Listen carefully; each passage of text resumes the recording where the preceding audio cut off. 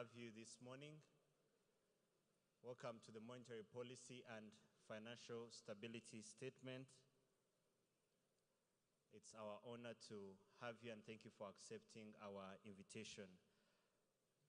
Before we dive in our program, I would like to ask you to join the conversation by going to Slido, or you can scan the QR code so that we can have an interactive morning. You can share your feedback, you can share your questions, everything that you want to let us know, you can just share it with us. Honorable Governor of the National Bank of Rwanda, Honorable Minister of Trade and Industry, Honorable Minister of State in the Ministry of Agriculture,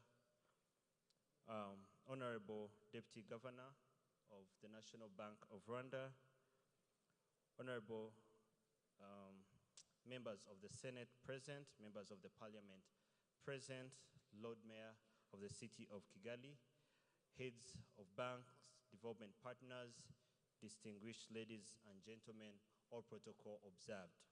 It's a pleasure and an honor to welcome you to this morning Monetary Policy and Financial Stability Statement by the Governor of the National Bank of Rwanda.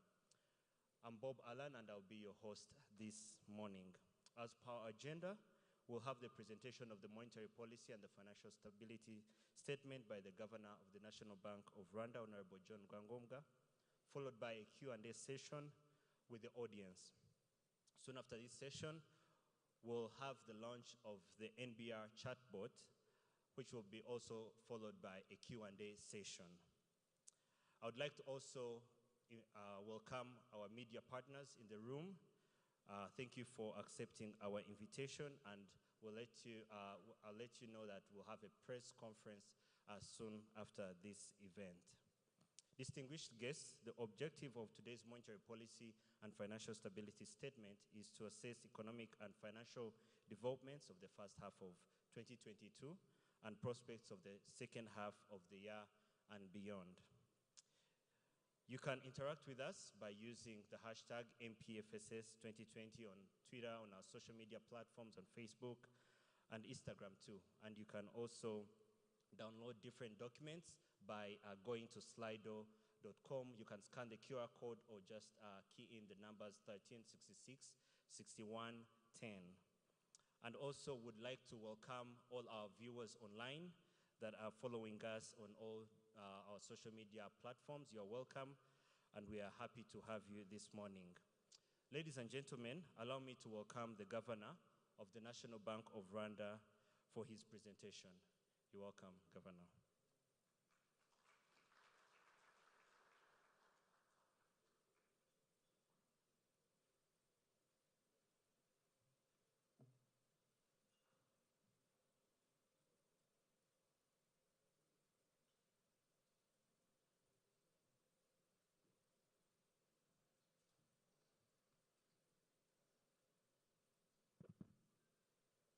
Thank you, Bob.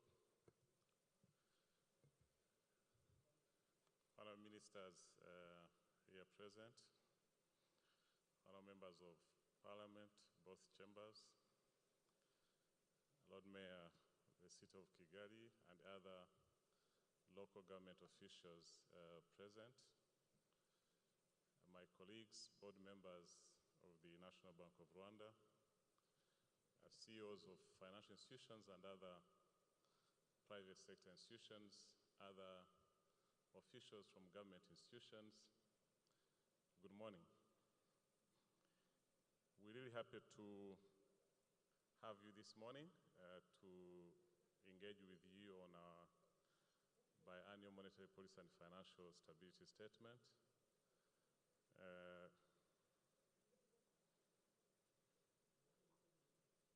hope I'll be able to do this. Bob, technical assistance?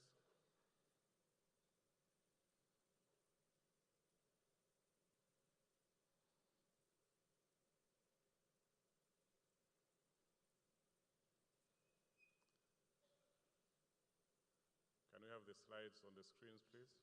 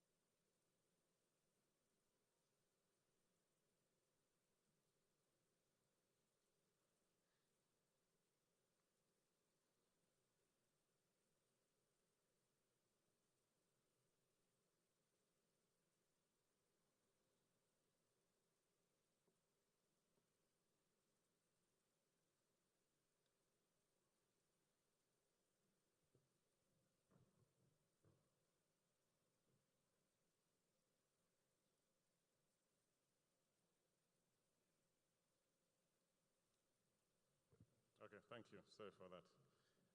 So as I was saying, this is the second monetary policy and financial stability statement we are presenting to you this year, and this normally focuses on the performance of the economy for the first 6 months of the calendar year and the outlook going forward for the rest of the year. On the screen you can see the outline. I don't have to repeat that, to go through that. As usual, we normally start this presentation looking at the global economy, the performance of the global economy, to put into context our own domestic performance, because we are part of this global village, and what happens across the world affects our economic performance as well. As most of you have seen in IMF publications, I'm just reporting what we have from the IMF World Economic Outlook, which was, I think, last published in July this year. And as you followed, the global economic performance has been, every time they release a new World Economic Outlook, there has been revision downwards of the projected performance of the economy. This is because of the different challenges the world is facing. One, starting with the COVID-19 effects that are not yet really out of the woods. We still had lockdowns in China, and China is a key global player economically. So those lockdowns in China affected the performance of the economy this year. We had issues of logistics that were started way back during the pandemic itself. So as the economies were opening up, the demand for goods were really high, and the logistics wasn't able to handle, so that affected also the performance of the global economy. And of course, the new animal in the room now, the war between Russia and Ukraine, that has had even much bigger impact than maybe would have expected from the beginning. So all that has had impact on the performance of the global economy, and therefore it has been revised downwards. And so we expect the new projections, the new World Economic Outlook, to be given next month in October. And based on what we see, especially in Europe, most likely we expect to see the expected growth for this year still downgraded in the new World Economic Outlook that will be released in about 2 weeks' time from now. So that's the context. Is mainly a world, and we see all the underperformance is seen across the different parts of the world, whether it's the advanced economies, the emerging markets, Sub-Saharan Africa. We're all registering reduced economic performance this year compared to what we saw last year, and mainly linked to those factors I've just mentioned. And this is also linked to high prices across the world. We've seen inflation in almost every part of the world. I think in the developed economies are seeing inflation levels they haven't seen for more than 40 years. And this is linked to commodity prices that have really been going up for the last 2 years.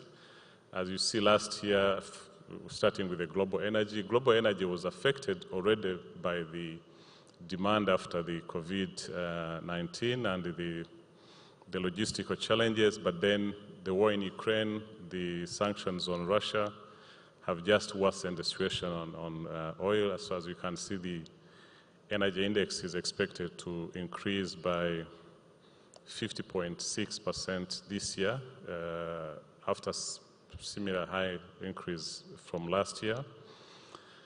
And this has affected, of course, our import bill, has impacted on our imported inflation. As we've seen our inflation numbers, I think this is one area that has hit us hard and has hit every country across the world.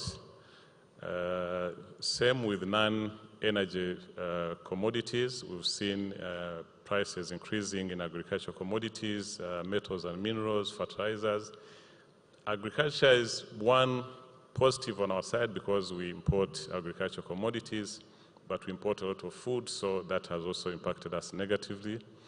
and I think the bigger impact is on the fertilizers, which we are an agrarian economy, so anything that affects our fertilizers affects our agricultural performance, and you see it in the domestic numbers, how this has already impacted on the performance of the agriculture sector. So all this, when you look at the overall inflation at the global level, expected to be at 8.3% this year, from 4.7% last year, and this is really very high compared to what we've been seeing in the last, say, maybe 3 decades. And on sub-Saharan Africa, normal inflation has always averaged around 5 to 6%. Now we expect it to average around 12.2% this year. So that's a summary of the global economy and regional economy. Really a lot of turmoil in the global economy. The biggest challenge is that despite, I wish these projections we see were firm, so there are a lot of uncertainties that even what we are presenting here today, you don't know what will happen tomorrow. So as I said, we don't know what the World Economic Outlook that will be released next month will come up with. So there's a lot of real uncertainties because of the different challenges the world is facing. Now coming to the domestic economy, so far the performance for the first half of the year looks strong, but less than what we registered last year. I think last year we had a very strong recovery of 10.9%. That can also be attributed to the base effect because we had a negative 3.4% growth in 2020. So the 10.9% growth also had that base effect in it. But as linked to these global challenges, we are saying we see the economic recovery slowing down this year, though at 7.7 the first half, much stronger than what we had projected for the entire year. Our projections for now for the economic performance of the year is around 6%. But when you look even at the composite index of economic activities we track frequently for the first 2 months of this quarter, third quarter, we see strong performance continuing in the third quarter of this year. So most likely, the overall performance of the year will be above the 6% we had projected originally. But that will be, we are working with the Ministry of Finance and the other economic management institutions to look at the macroeconomic framework we have. I think maybe by October we might revise these numbers depending on how, on the new realities we see. But again, remember we are living in a world of uncertainties. So, but that's what we have at least on the domestic economic performance. And this high, let me say higher than expected performance for the first half of the year was mainly driven by the service sector. The service sector had a strong performance in the first half of the year. As you see, we hosted a lot of conferences, so we saw hotels and restaurants, transport, mainly air transport, growing above 100%. Hotels and restaurants growing again also above 100%. So services really performed quite well, and this being the biggest sector of our economy, it pulled up the overall performance we see. We saw similar performance, good performance in industry, and mainly on mining. Mining is linked to the good commodity prices we saw at the global level. And manufacturing is linked to food processing, which is also linked to exports in the region, and cement and textile. Mining, I mean manufacturing also performed well. Construction slowed down because we had big construction in 2020 and 2021 for the school construction, so that really had a big impact on the performance of construction last year. So when you compare that to the performance of construction this year, you see a slowdown in the growth of the construction subsector, but that's linked to the base effect of high performance last year linked to the construction of schools. Unfortunately, as I had said, linked to the global challenges, but also linked to weather challenges, agriculture didn't perform well in the first half of this year. So overall, performance was 1.3% for the first half of this year. In fact, food crop registered negative growth. So this impacted on the performance of the economy overall, but I think the biggest challenge we see from this on the food inflation that we'll be seeing in the next slides. So that's it on the economic performance. Overall, I say it's much stronger than we had projected at the beginning of the year, and though there are a lot of uncertainties, so we'll see by October what we see from the numbers we are working on with the other, with the Minister of Finance, whether there will be any revised performance for the year. We still see strong external trade numbers. As said, we benefited from the increase in commodity prices, both minerals and agriculture. So our export earnings continue to increase strongly. When you look at last year, we had increased in the first half of last year by 46.4%. This strong performance continued this year with an increase of 37.2%. And this is mainly linked to, as I said, the manufacturing. There's a lot of food we import in the region, mainly through the World Food Program to South Sudan, I think Kenya and Uganda. We see, I said, rising commodity prices. And then re-exports. There's the re-export as a subsector of our exports had a strong growth last year as well. As the economy was opening up, as the borders were opening up, our main destination for our exports is Congo, so this registered high growth again the first half of this year as the borders opened up. We see similar strong growth in imports, and this is mainly linked to the recovery of the domestic economy. As the economy was opening up, demand for imports, especially the intermediate goods for manufacturing, but also the increase in commodity prices. I think our bill for oil imports almost doubled, increased by more than 90% in the first half of this year. So that had an impact on the increase in our import bill. And because of this, we saw our trade balance increasing, I think increasing by more than 20% in the first half of this year.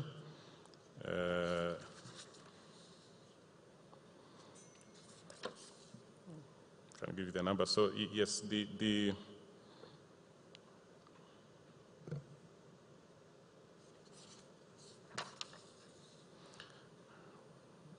trade balance widened by 13.7%. That's the trade balance for the import, for import-export. Between our imports and exports increased by 13.7%. But because of the strong performance in exports, the cover of exports for imports, the coverage of the ratio of our exports to imports increased to 47% in the first 6 months of this year compared to 40.3% this year. So despite this increase in our trade deficit, we saw our foreign exchange market remaining stable with the Rwandan franc depreciating by 3.8%. This big increase in the deficit of our trade deficit was financed by increases in remittances that increased by 22.7% in the first 6 months. We saw also government grants increasing by 85%, and government borrowing increasing by 69%, also FDI increasing by 63.6%. So this helped to finance the trade gap we see and maintain the stability of our foreign exchange market. So on the monetary policy side, last year, as we saw the pressures of inflation from the beginning in the first quarter of this year, that time it was mainly linked to the poor performance of agriculture in season A and lingering effects of COVID-19. So we took a decision as a monetary policy to increase our policy rate. We communicated this in our last MPFSS in March. That time we increased the policy rate by 50 basis points. We expected average inflation for the year to be at 7.5%. As we see here, normally when we increase our policy rate, the short-term money market rates follow. So we see the interbank rate increasing to 5.4% from 5.19 in the first 6 months of last year. So this is a transmission that at least we see immediate effect. We haven't seen this really impacting directly on the lending rates as yet. So again, when we look at I think I'll come back to this, but I can explain it still on this slide. That was a decision taken in February, expecting inflation to be around 7.5% for the year. But as things, as year went on, inflation kept on increasing. So Ukraine war kicked in from that time, beginning of this year, so we started really experiencing the impact of Ukraine in the second quarter of this year. And by our Monetary Policy Committee in May, we had expected inflation to average around 9.2% for the year. And at that time, we felt the decision had taken in February was enough to deal with the pressures we are seeing. But in our last Monetary Policy Committee meeting, as you heard in our publication, in our press release and other media channels, we saw inflation was, in fact, increasing much faster than we had projected earlier, and this is mainly linked to agriculture. In fact, let me go through this part on inflation, then we explain the decision taken in August. So when we look at the headline inflation for the first 6 months of this year, this increased by 9%. And also had some sort of a base effect because last year it was very low at 1.4%. But when we, as I said, when we look at where we were last month in August, we're at 15.9%. In fact, on average for this quarter, it might be around 15-16%. And when we look at the annual average for inflation, it's expected to be at around 12.1%. So as these are drivers of this inflation, and it's in all sub-components of the inflation, either core inflation, food inflation, energy inflation. Core inflation and energy inflation is mainly driven by imported inflation, but food is poor performance of agriculture in the first quarter of, first season A, and also season B for that we got the yields in June had similarly bad performance, as we saw the overall performance for the first half of this year was negative on the food commodities. So that had a big impact on inflation. In fact, if we were only dealing with the imported inflation, we wouldn't be in double digits by now, but agriculture had a big impact on our inflation numbers we see. So as I was explaining, because of all these pressures, we had to take another decision in the Monetary Policy Committee of August, increasing our policy rate to 6%, and committing to do anything possible to bring back this inflation to our band of between 2 and 8%. And when you look at the projections, based on the monetary policy decisions, based on what government is doing to try and also deal with this inflation, there's been subsidies in fuel, there's subsidies in public transport, there's subsidies in fertilizers. Even electricity was supposed to be increased, wasn't increased. So there's subsidy government has been giving to ease on these inflationary pressures, at least to ease the impact on the population. I know we have maybe officials from the Ministry of Agriculture here. I know there's a lot has been going on to try and really prepare for season A performance for next year. So we expect, and when we look at the weather conditions, the projections, or what has been given by the Meteo, we expect to have good rains this season. So we expect to see agriculture performance improving in the first quarter of next year, and therefore have a positive impact on on inflation, but also at the global level, as you saw the slowdown in global demand and the expected reduction in global inflation. We expect that by the second half of next year, we'll see inflation coming back to a band of between 2 and 8%.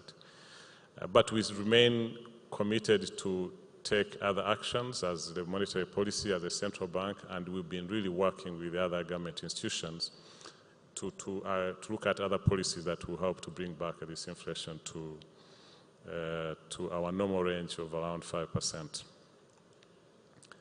So on the outlook, I think I've already said this. We expect to see international prices remaining high till the end of this year, and that is impacting our domestic prices as well.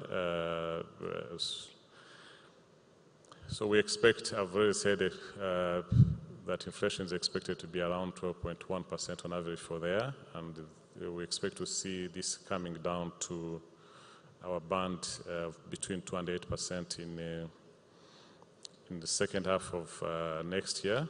And unfortunately, all this assuming things remain normal, because the challenges we have globally, as I said, IMF revises their World Economic Outlook almost every 3 months. What we are saying here is based on what we see today, depending on what happens. Maybe when we meet again in March, we'll be telling you if there are any changes on these projections we have today. So that brings me to the end of the first part of my presentation, the economic and monetary policy in particular. So the second is on our financial sector performance and stability. This first slide shows the performance of the entire sector as consolidated. And so we saw still good performance, the assets of the sector increasing by 17.5% in the first 6 months of this year. And when you look at the other graph, the bars showing how the financial sector has been increasing as a percentage of GDP. So we see more financial deepening as more businesses are entering the formal sector with the digital channels created. We see more economic activities coming to the formal sector, and this is impacting positively on the performance, on the growth of the financial sector itself. The financial sector is contributing to the growth of the economy, and the economy is contributing to the growth of the financial sector. So that's why you see this healthy performance of the sector as a percentage of GDP going forward. I think these slides, you've gotten used to it. We always show it here, showing you the structure of our financial sector. Banks remaining dominant at 67.8% of the entire sector, and public pension, RSSB assets are 15.7% of the entire financial sector. So these are numbers. There hasn't really been any big change since we last met. When you look at where we were last year to where we are today, there's no big change in the composition of the financial sector. And this slide, we just brought it here to show the importance of the banking sector itself. It's not just the biggest as a subsector of the financial sector, but fully interlinked with the other subsectors. So that shows the importance we attach to this, because when you look at the assets of the insurance sector, 76% of these 0.6 of these assets are in the banking industry, whether in form of deposits or in form of equities. Same with pension, microfinance institutions, public pension. So there's really strong interlinkages between our financial sector, subsectors of our financial sector, and the banking industry being like the pivot of all these interlinkages. So we attach strong importance as we do oversight of the banking industry, but also what could cause any systemic risk because of these. What happens in one institution could end up affecting the entire financial sector. So we always monitor this, and we take it into consideration when we are overseeing the operations of different financial institutions. Focusing on the subsectors, on the banking sector, we saw continued growth in their assets, though slightly lower than what we saw in last year, 2021, but still healthy growth in terms of assets linked to increased capital, retained capital, but also new injections by shareholders. Then, of course, assets increased. The details are given in the documents. So we saw increase in assets, in deposits. So all this supported the increase of assets of the banking industry. And when you look at that right side of the slide, it's a components, what makes up these assets of the banking industry. The biggest chunk is in loans to the private sector, and then investment in government equity, in government securities. So these two are healthy, I would say, health assets that really help the banking industry to earn good revenue and continue being profitable. Here we look at the loans specifically. We've seen again continued growth of loans, outstanding loans to 16%, though new authorized loans reduced comparing the 6 months of this year to 6 months of last year. But this is mainly driven by one big loan that was given by one bank last year to a hotel facility. So that is sort of an outlier that is pulling down the numbers comparing these first 6 months to last 6 months. When you look at where we are today, in August, it has now grown. The new authorized loans have now improved and grown by 3% so far. So what I'm saying here, there's still strong lending by banks to the private sector, despite that one outlier we had last year that is pulling down the numbers in the first 6 months. Here, this slide is showing you the subsectors of our economy that continue to drive this growth in lending. It's mainly residential, houses, manufacturing, and we see reduced lending in commercial real estate and hotel industry because these two are the most risky sectors today, linked to one, COVID challenges we had, but also even historically they were a bit over-invested in, and so they were having challenges. So we see reduced lending in those two big subsectors of our economy. Yeah, I had said this, deposits increasing by 19% in the first 6 months, and this contributed to the growth of the assets of the banking industry. So our main focus as a regulator, of course, is always on this slide, or showing the stability of the banking industry. At least what we see, the industry remains really strong, very solid in terms of their capital base, with their capital adequacy ratio at 23.1% by end of June, and this remained strong for the last couple of years, more than 5 years. It has been around 23%. The non-performing loans have been improving in terms of as a ratio to the overall loan book. Here, the improvement is driven by two things. One, there was increasing in lending, of course the base increased, but there were low write-offs as well, which is not a good development. But we push for that. Any outstanding unpaid loans for more than a year, we expect it to be written off and followed up off balance sheet, at least to show the actual position of the industry. And the good thing is that despite the write-offs, the capital base still remains strong. So having improved numbers in non-performing loans, strong capital base, and strong liquidity as well. As you see, the liquidity numbers are way above our minimum requirements. This all health performance of the industry, the growth of the assets, strong in terms of the stability indicators, also contributes to the increased continued profitability of the banking industry. Today we've reached a point where we can compare our sector to the other sectors in the region. So today our return on equity has grown to 16.5%. In fact, before 2020, we were always below 10%.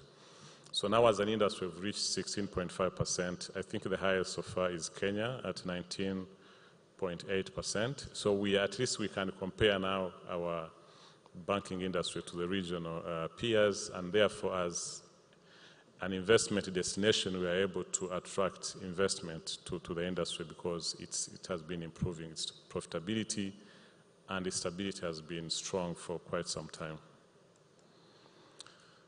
Microfinance sector, more or less same message, good performance in the assets growing.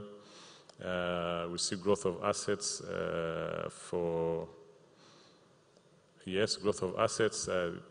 Down on the other side, we're also showing the components of the assets of these microfinance institutions, mainly loans and deposits in banks. Same story with the outstanding loans, in fact, growing much stronger than the banking industry. The banking industry was weakened a bit by the write-offs. Here we saw most of the assets that were under NPL improving to healthy status.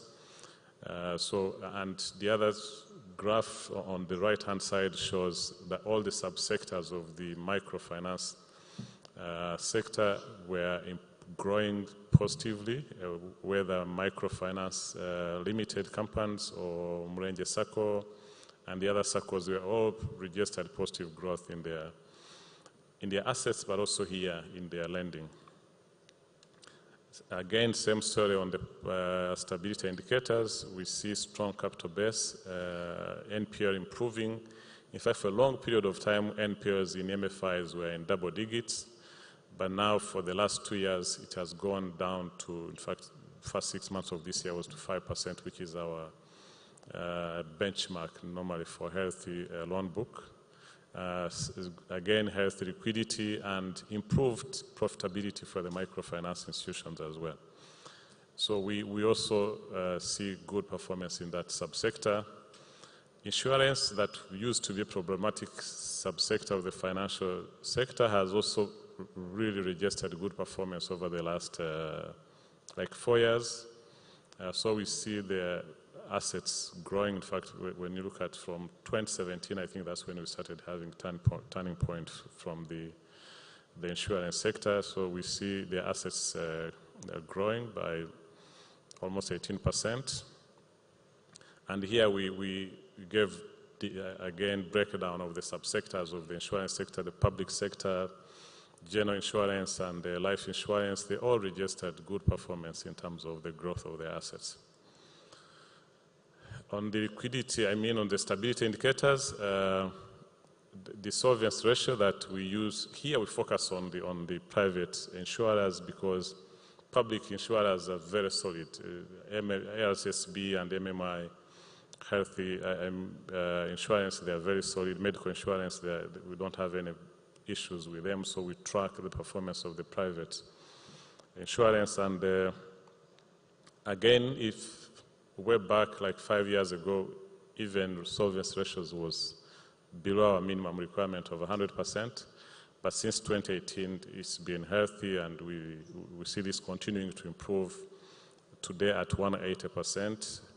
Liquidity has been improving. Now, June at least, we are meeting the prudential requirement of 100%.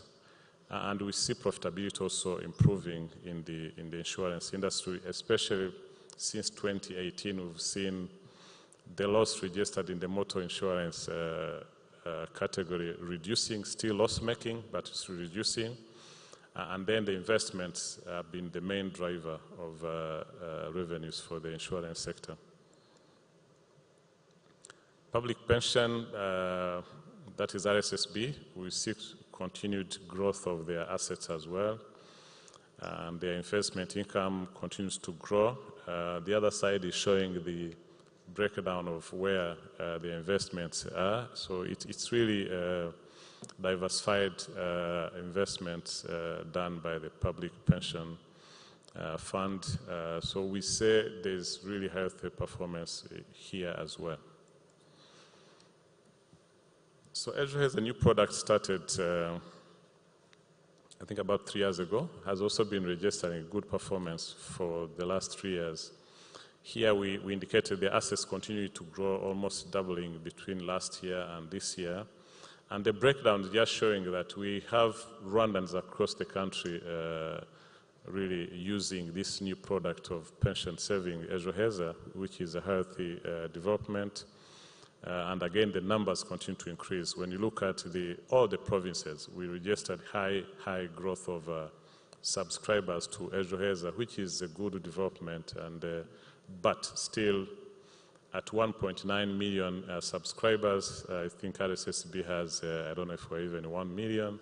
There are still many Rwandans that are excluded from pension savings. So to the local leaders that are here, we still need a lot of mobilization to have many more Rwandans taking advantage of this product. But at least the numbers we see are very promising. And by that I'm saying this, as a regulator, we don't have any issues with this product yet. It's a new product, and it's what you put in is what you get at the end of the day. So what we follow is the investment of these monies by the fund managers, and so far we don't have any issues with the performance of Ejoheza. Same with the private pension schemes. This also, I think, started like since the change of the pension in 2015, and we've seen, we've registered since 12 private pension managers, and this has also been increasing in terms of their assets and subscriptions every year, and the investments are in safe products, mainly 82% of it invested in government securities. So on the payment systems, we see continued improvement in the use of digital channels. So the e-payments, total value of the transactions as a percentage of GDP has been growing. It's now at 111.4% of GDP, compared to where we are at 36.4% in 2019. COVID had a big impact on this front of digital people going digital. So we see the mobile money channels driving this growth mainly. This shows the performance of the person-to-person transfers, person-to-business. Again, I don't think I'll take much time on this. We explained it in the last MPFSS, showing that Rwandans are very price sensitive. So last year in Q3, when one of the service providers reintroduced a fee on the use of merchant pay, we saw the use in terms of value really dropping. But at least in terms of volume, continue to grow. And so by end of last year, we saw sort of the curve turning to positive again, to growing again. I know there have been initiatives from the service provider trying to reduce charges on different subsectors of the consumers. So this has really had a positive impact. But again, as stakeholders led by the means of ICT, we've had a big cashless campaign over the last 2 months, and that has also yielded very positive results in people using digital channels. So there's a lot of education campaigns needed for people to understand the benefits of using digital channels, despite the fee that they'll be required to pay. This is just, again, to continue demonstrating the impact of fees. Like when you look at the graph on the right-hand side, the bank to wallet and wallet to bank, when we removed the charges on transfer between own bank account and own e-wallet, you can see how the numbers grew exponentially. The wallet to bank increased much faster even than the bank to wallet. This is mainly driven by the merchants using merchant codes, which is healthy. This is really improving on cashless. But even on the other side, where we see cash in as on the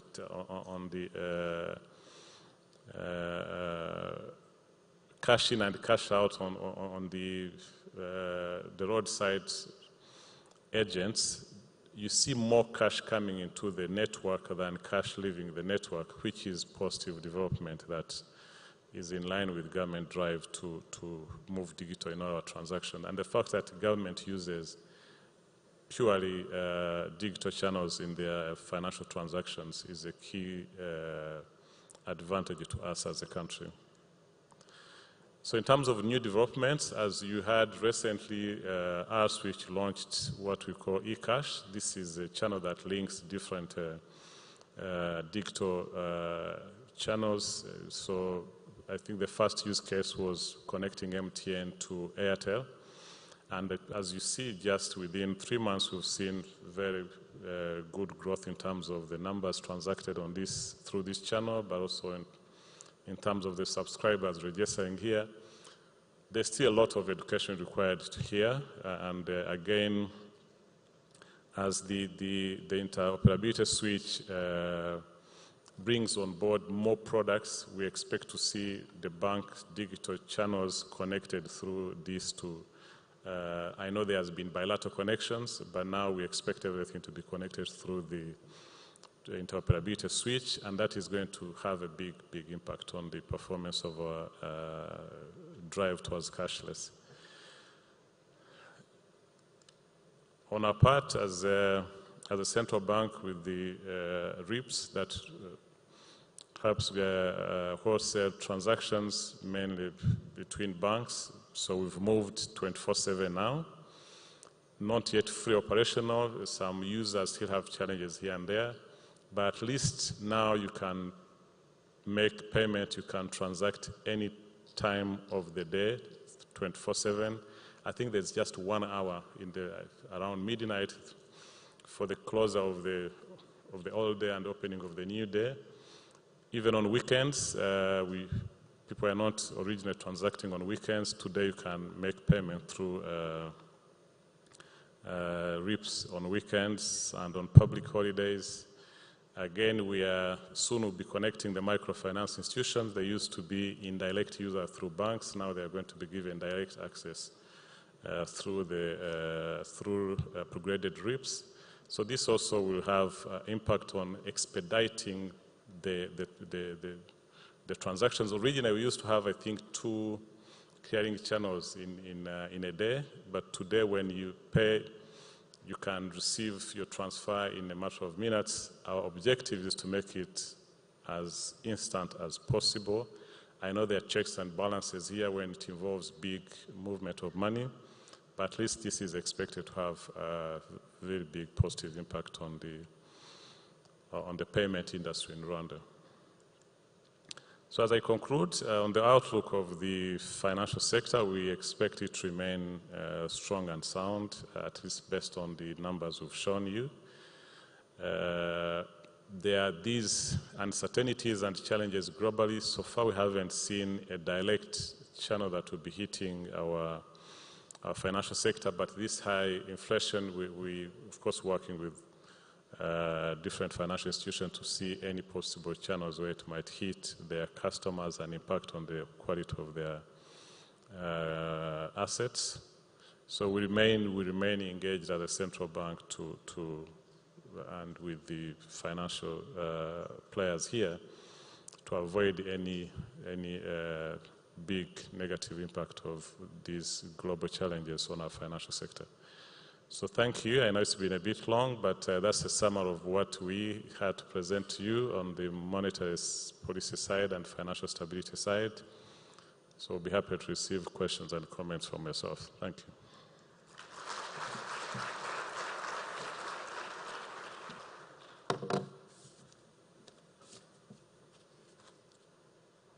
Hello. Thank you, Honorable Governor.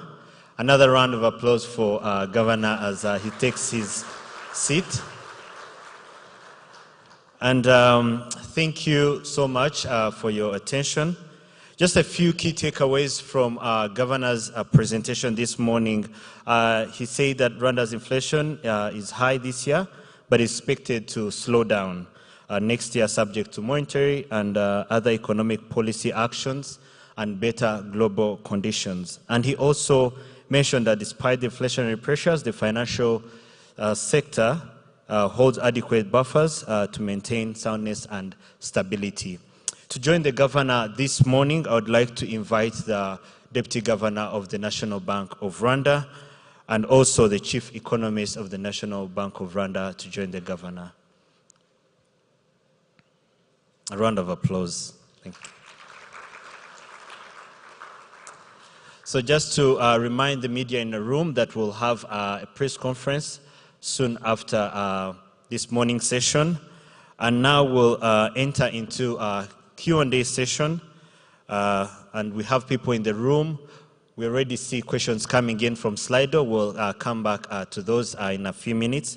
But we have people in the room with microphones. You can raise up your hand. You can say your name and who you're directing your question to.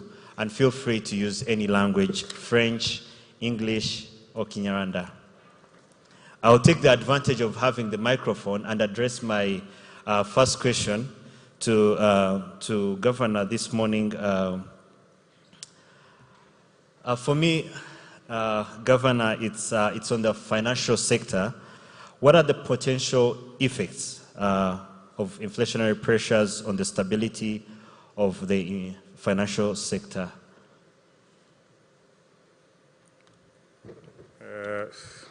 Yeah, thank you, Bob. I know I've been speaking for quite some time. I don't know if you allow me to pass this to my colleague, the Chief Economist. All right. Did you hear the question? On the financial sector. It's a financial sector. Okay, let's pass it to the Deputy Governor. Thank you, Governor, and thanks, Bob. I think probably when we look at as explained in the financial sector stability statement, yes, inflationary pressures will have an impact on financial stability, especially if this inflation is not contained, hence continues to have an impact on purchasing power of individuals, households, but also the turnovers, profitability of corporates, hence a risk of having more and more non-performing loans. But as we've seen for our own sector, being on the banking sector, they have enough capital and enough liquidity as buffers as we undergo this, it's sort of a world that has seen global crisis the past 2 years and the heightened, pressure we see from the war in Ukraine, uncertainties on outlook, on the supply chain constraints with the zero COVID policy in China that induces lockdowns. So the really challenge is how we navigate those crises, but the comfort we have is really the capital, enough capital that the banks have, enough liquidity that banks have to be able to weather the storm as we continue as central bank to use our tools to curb inflation. But as we know, the central bank rate as a tool is also limited to fight inflation, hence why we also work with government, and government has put in place these subsidies as well and subvention to make sure that we can reduce inflation in the different sectors that we've seen, at least the domestic inflation. Thank you. Thank you, Deputy Governor. Thank you so much. I'll open it up to the room. I won't just be the only one asking a question. You can raise up your hand and you can say, yes, there's a first question over there. Say your name and who you're directing the question to. Thank you. My name is Rutagumba Samuel. My question is just simple, but what are the possible remedies to this inflation if it is not contained? Could you be considering subsidies on consumer commodities, as you did on fuel and other commodities? Thank you. Thank you, Samuel. We'll take maybe 3 questions. Yes, there is.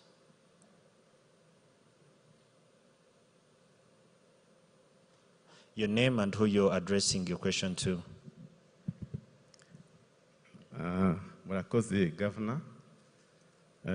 Mbere yuko uvuga ikibazo cyanjye ndashaka kumanza kubashimira kuri presentation nziza mwakoze.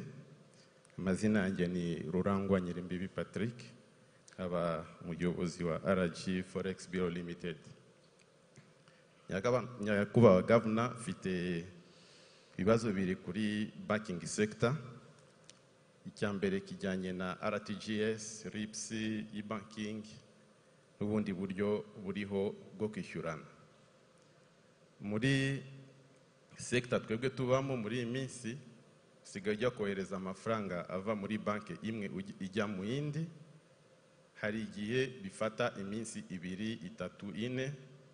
Iyo ugiye kubaza barakubwira bafite ikibazo cya network cyangwa se bafite ikibazo muri system n'ibintu nk'ibyo ngibyo. Aba nibaza ati ese banki iyo ubakereje kubishyura ko bo tubishyura intérêt débitaire, kuki twebwe nta kuntu benere yagidufasha nabo mu gihe badutindije bakajya batwishyura inyungu z'akababaro. Akabazo ka kabiri, nyakubahwa Governor, ni kuri banki z'abanyamahanga zikorera mu Rwanda.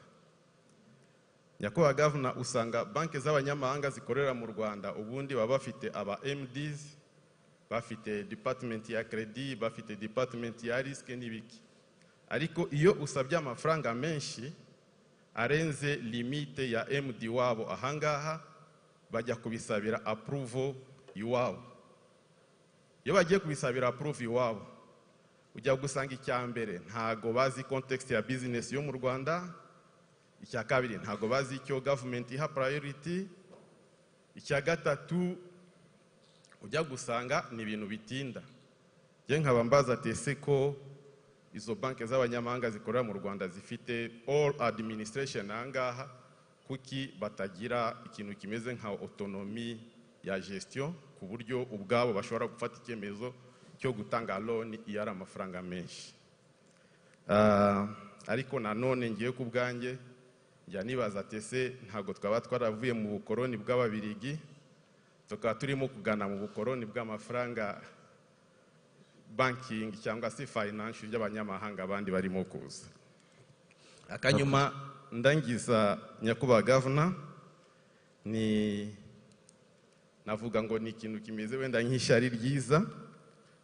Ndangije imyaka myinshi nza muri iyi nama ya politique monétaire, ariko mujya mutugezaho performance za banking sector, microfinance, umurenge sako, insurance and so on, ariko ntago mujya mutugezaho performance za Forex Bureau mu Rwanda.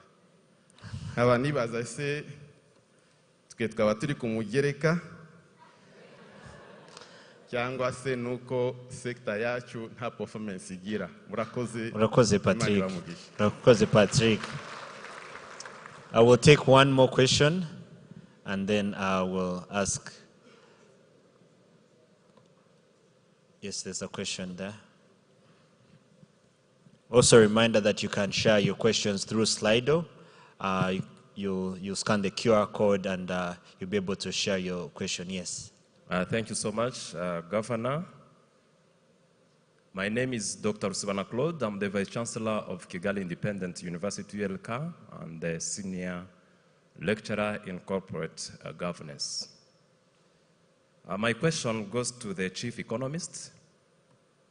Recently, the government of Rwanda decided to have an education reform whereby salaries of the teachers has been increased to 9%. But this might have an effect on the higher price inflation. I want to ask the chief economist, the mechanism in place that the central bank is thinking of so that these wages may not affect our inflation. As the teachers are mostly economic pillars because of their numbers and also the level of their family in the economy. Thank you, Governor. Thank you, Claude, for your question. We'll ask, yes, thank you, Governor.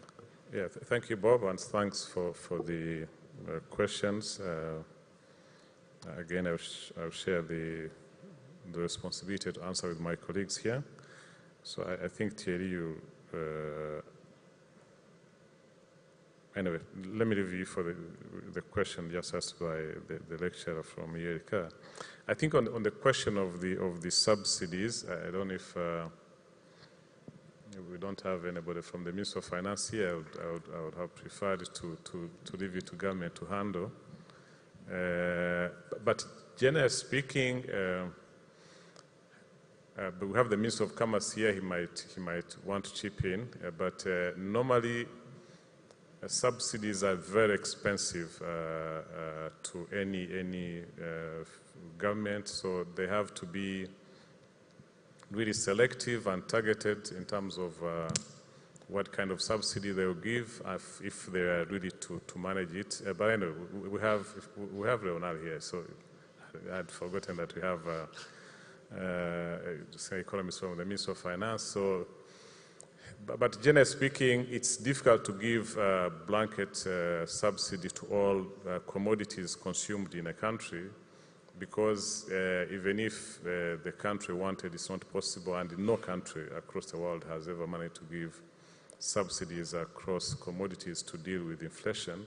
That's why government really selects those that affect mainly the poor. For example, public transport, fertilizers that deals with the farmers. Mainly, those are the areas so far at least the government has selected, and others. But I think I'll stop there. I'll leave this to my colleagues from the ministries that are here to add on to that. Then, on the issue of delayed payments, I will request, I don't see Robin here as the chair of RBA, but I see Diane as member of the RBA committee. I would want her to comment on this. But what I can tell you is we have regulations that govern these payments. There's been a lot of changes. As I said, we've just rolled out RIPS, upgraded RIPS that allows 24/7 payments, that cuts the time you wait for a transfer between one institution to another to minutes, which used to be hours. So there's still a lot of improvements going on in the industry, in the payment side. But we monitor their downtime on their payment channels, and normally where there has been issues, we take regulatory actions against the financial institutions. So I think that's an isolated case, that at one given point when you are making a payment, you find your bank having an issue with their connectivity, but it's not something that is general, I would say. And I wouldn't say that it's working out well. We are all improving our systems. I know banks have been upgrading their core banking systems. So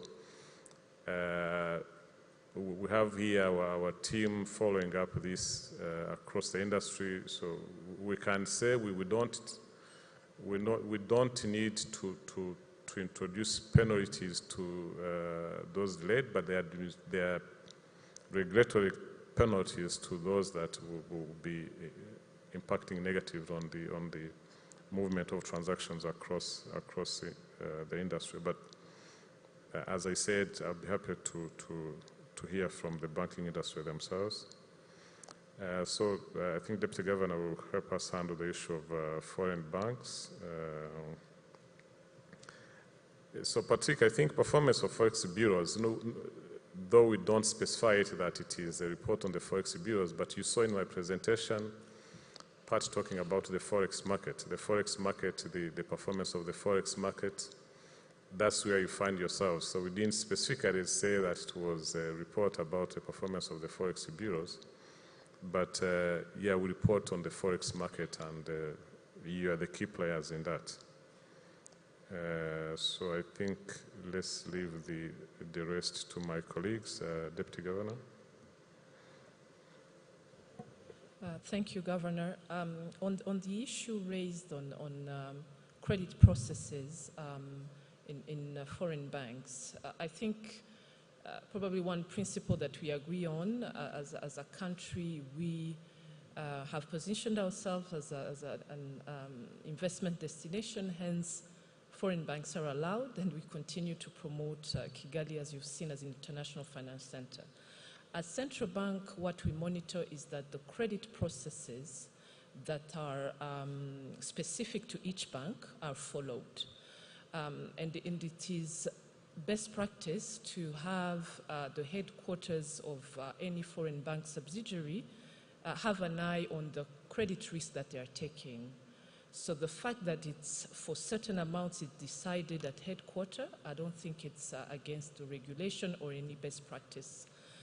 Where I see a challenge, as you were mentioning, is if the subsidiary here is not defending the credit file or giving a positive recommendation for approval of that loan where needed. And that's where also competition comes in. If a customer believes that they are not being given the services or not being adequately assessed, then it's also, to look at our local banks whether they are able to give that loan. But I don't think as central bank you can, prevent any Pan-African group, any international group to abide by their processes and to have also caps on the loans that can be approved by a subsidiary. But here, really, I think it's one, the subsidiary that defends that file to the headquarter, and secondly, up to them to assess whether the risk is worth taking. So that's what I can say. I know it's not satisfactory, but I think for us to maintain, still attracting foreign banks, we abide by those regulations. We just make sure that all processes have been followed, that they're not taking on risk that are, above what they can manage. But the way those processes are put in place is really relevant to the bank and the group itself. Thank you. Yeah, thank you. Maybe any of the subsidiary foreign bank would want to add to that. Of course, even if it was to happen, it should be really minimal in terms of going to headquarters. Normally, we expect most of it to be handled by the boards here. But if there's any such requirement, it has to be minimal. But I'll be happy to hear from the MDs of subsidiaries of foreign banks here. Chief Economist. Thank you, Governor. Regarding the question of teacher's salary, I think the Vice Chancellor is referring to salaries spiral that can lead to higher inflation. In this particular case, according to the numbers we have, the magnitude of this increase is not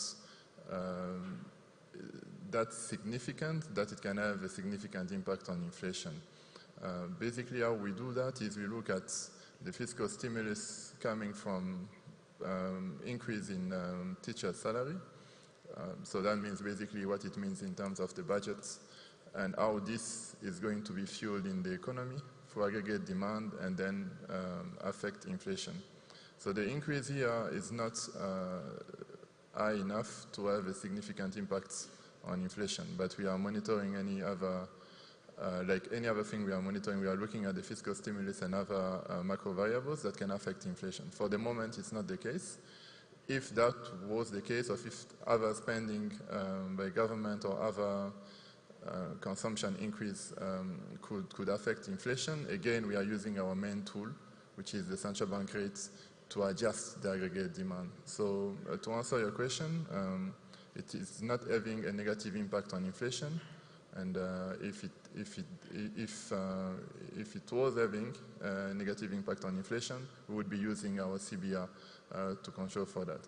Then separately, as you said, teachers originally had a relatively low salary, so I think that is also in line with the other government measures to address purchasing power issue, especially in these times, to allow teachers to be able to afford their basic needs. So in our case, no negative impact for the moment. Thank you.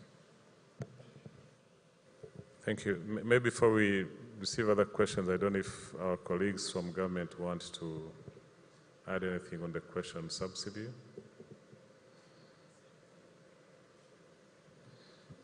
Looks like a none. Leonard, you want to say something? Microphone here, please. Thank you, Honorable Governor. I think you actually answered the question on the subsidy. I may just add a few things. You know, normally when you've got this kind of inflation, as you are saying, we've got two sides, the demand side and the supply side. In this case, it's very much a supply side issue. So what you want to address is the supply side. And this is what government is doing when we try to increase production in agriculture. So I don't see why inflation shouldn't be contained going into next year. We are, at the same time as we are putting subsidies on some of the services as transport, as fuel, we are also acting to actually address the supply side issue. But if this was to persist in time for 1 year, 2 years, of course, when it happens, I think that's when government sits and actually make the decision. You are not making a decision today on what will happen in 1 year time. When it is time, what we do is actually look at what is the best possible subsidy, well targeted, and that has got maximum impact with the less possible cost. I think that's what we have been doing in the past. That's what we will keep doing in the future. You know, we make the decision based on the condition at the time. Thank you so much, Gwavisa. We'll take another round of questions. We have one question here. And then as we're waiting for the microphone, I think I'll quickly, this is for the chief economist. This came in through Slido.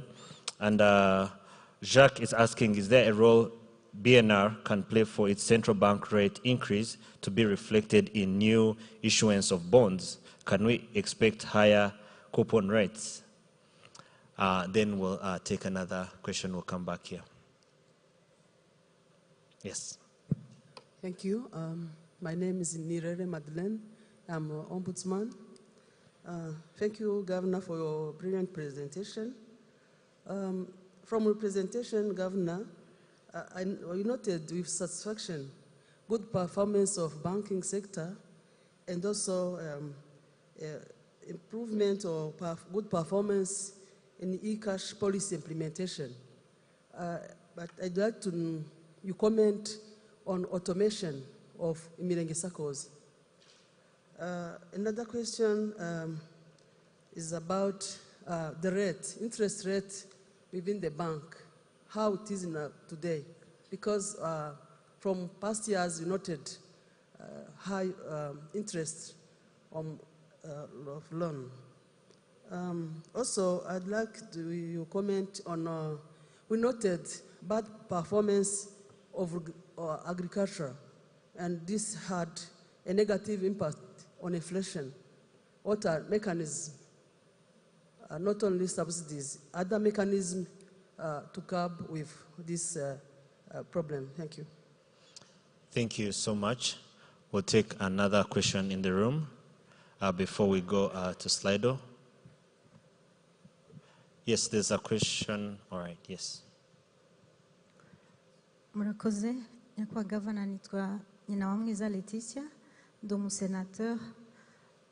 Twishimiye ubutumire kugira ngo natwe tube muri iyi nama nziza yaduhaye amakuru menshi. Nyakwa Governor, ikibazo dukomeza kwibaza ni ikibazo cy'inguzanyo zigihenze. Inguzanyo iracyahenze, taux d'intérêt iracyari hejuru, kandi twabibonye neza ko ubuhinzi bufite ikibazo kandi abanyarwanda benshi b'ingero nyinshi baburimo. Ese ni uwuhe mwihariko uretse subsidies duteganyiriza abo bahinzi?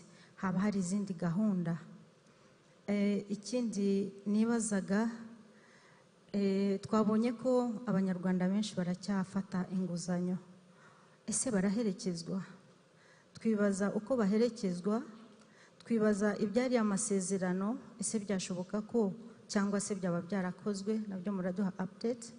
Niba amasezerano ari mu ndimi zose umunyarwanda yumva, nuko aherekezwa kugira ngo tugabanye cyamunara n'ibihombo byinshi bigaragara muri ziriya nguzanyo basaba. Aha nabonye ibyiza byinshi banks zacu zigenda zigeraho, maybe ni banki commercial. Ese na sako nazo ibyo byiza birabageraho kandi harimo abanyarwanda nabo benshi? Aha kuri sako ubu turi ku murenge sako, se mwaduha amakuru y'igihe tuzagirira sako ya district, let alone maybe sako ku rwego rw'igihugu? Ese bizakunda? Ese abanyamuryango bazakomeza bahabwe agaciro ko kuba abanyamuryango bazo nizikura? Soza nyakubahwa Governor, twashakaga kubaza niba koko uko twavuze ko digital payment iri hejuru, ese mu mirenge sako naho niko bimeze?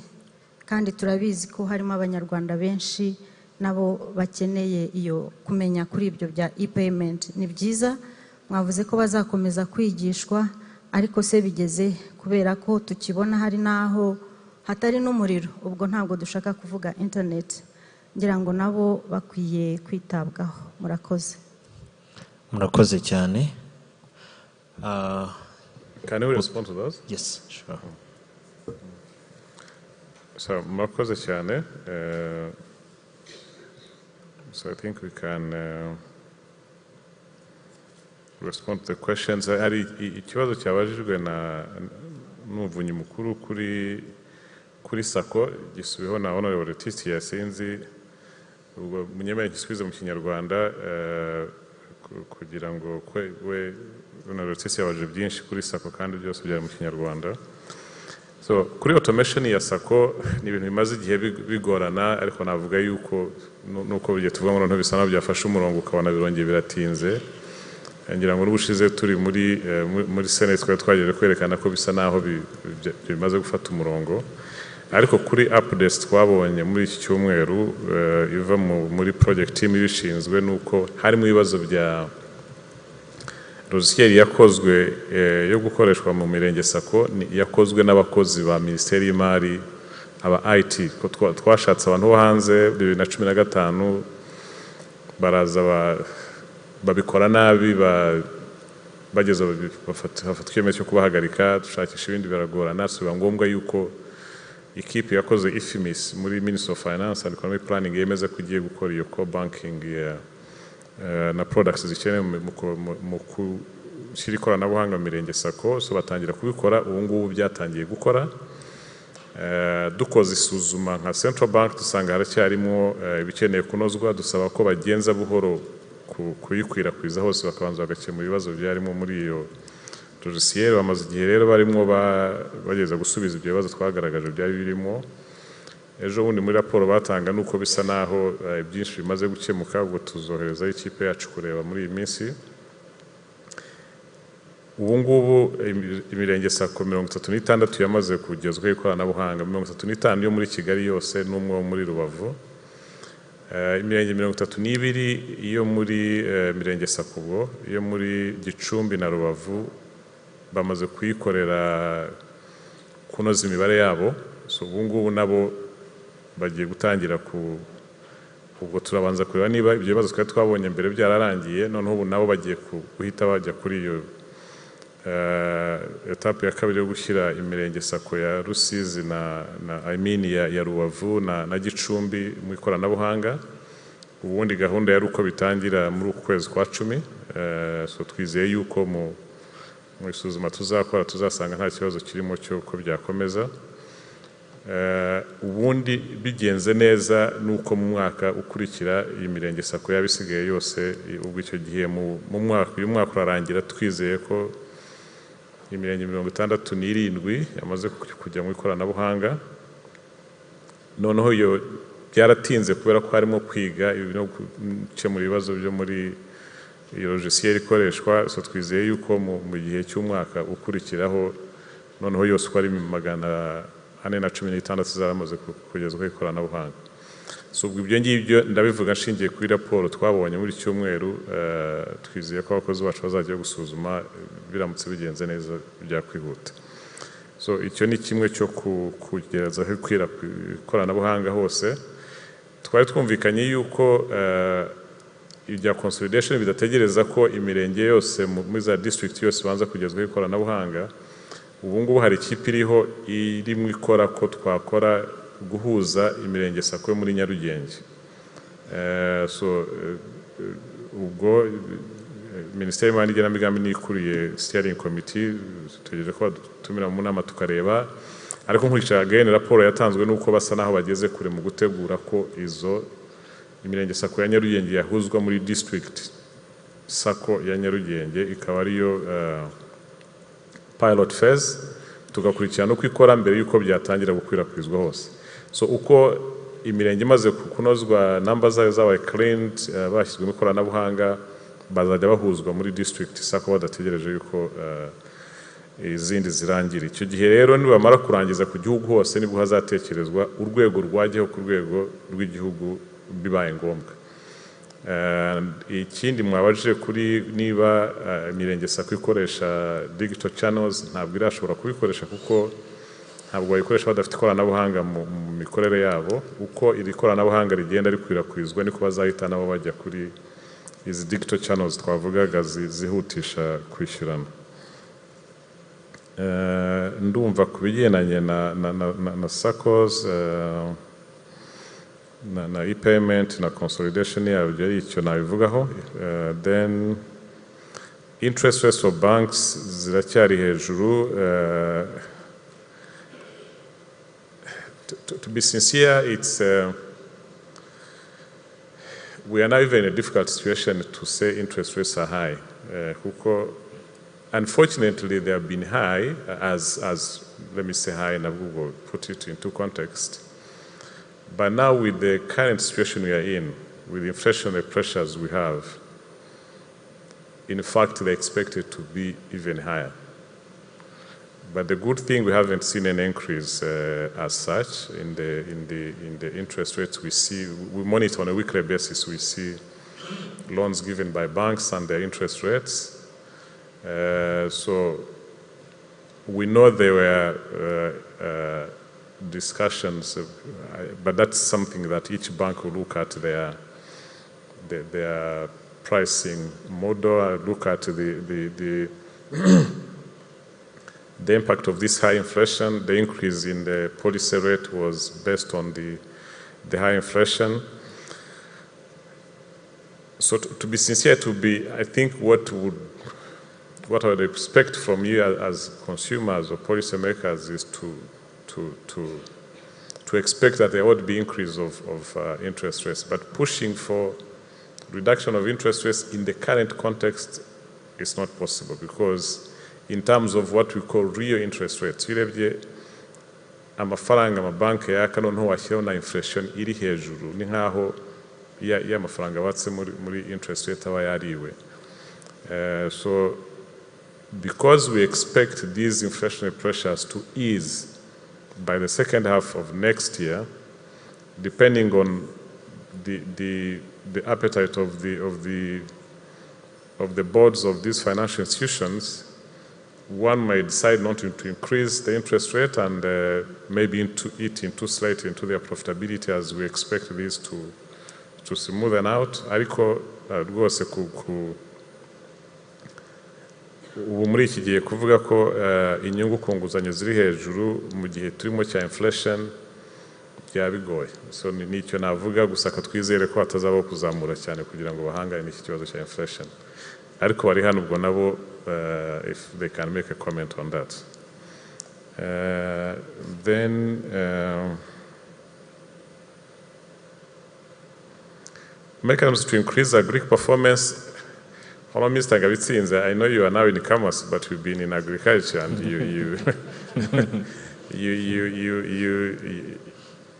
you're responsible for trade and the prices. So I will request you to make a comment on the measures the government is taking in agriculture to deal with the challenges in agriculture. As they are saying, it's not just about subsidy, but I think Leonard had also touched on that, what the government is doing to help and improve on the agriculture performance. So ndagira ngo ikibazo cy'ubuhinzi nze gusaba ko nawe Gabitsinze agira icyo kivugaho. Ikindi amasezerano y'inguzanyo n'abiguriza kuba baherekezwa, ndasaba Deputy Governor yagira icyo kivugaho. So I think that's what I had to comment on.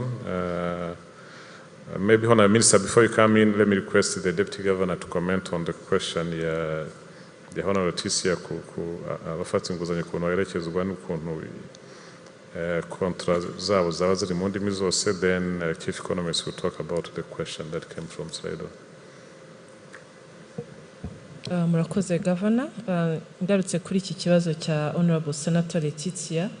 Icya mbere ni uko mu masezerano y'inguzanyo hagiyeho amabwiriza ya Banki Nkuru y'u Rwanda azaherekeza itegeko rirengera abakoresha serivisi z'imari, yuko amasezerano ajya mu ndimi zose zemewe mu Rwanda kandi ukoresha iyo serivisi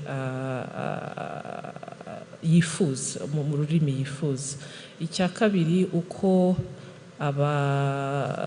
abanyarwanda cyangwa se ufashe inguzanyo waherekezwa, ni ikintu kimwe natwe dukomeza gukoraho, tukomeza kwigisha abantu mu byo twita financial education. Nibyo koko usanga hari abantu bafata inguzanyo batumvise neza ingaruka zabyo cyangwa se n'ayo masezerano icyo abasaba.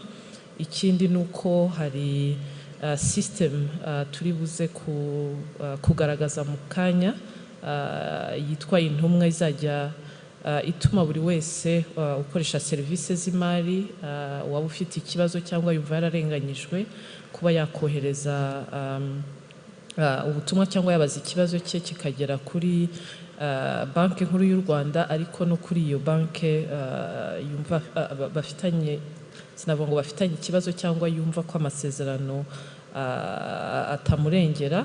Turaza wenda kubigarukaho mu gihe twerekana iyo system izajya yakira byaba ibibazo cyangwa se ibibazo abakoresha serivisi z'imari bakoresha. Wenda mwatwihanganira tukaza kwisobanura uko izajya ikora mu gihe gikwiye nituyerekana. Murakoze. Thank you, Governor.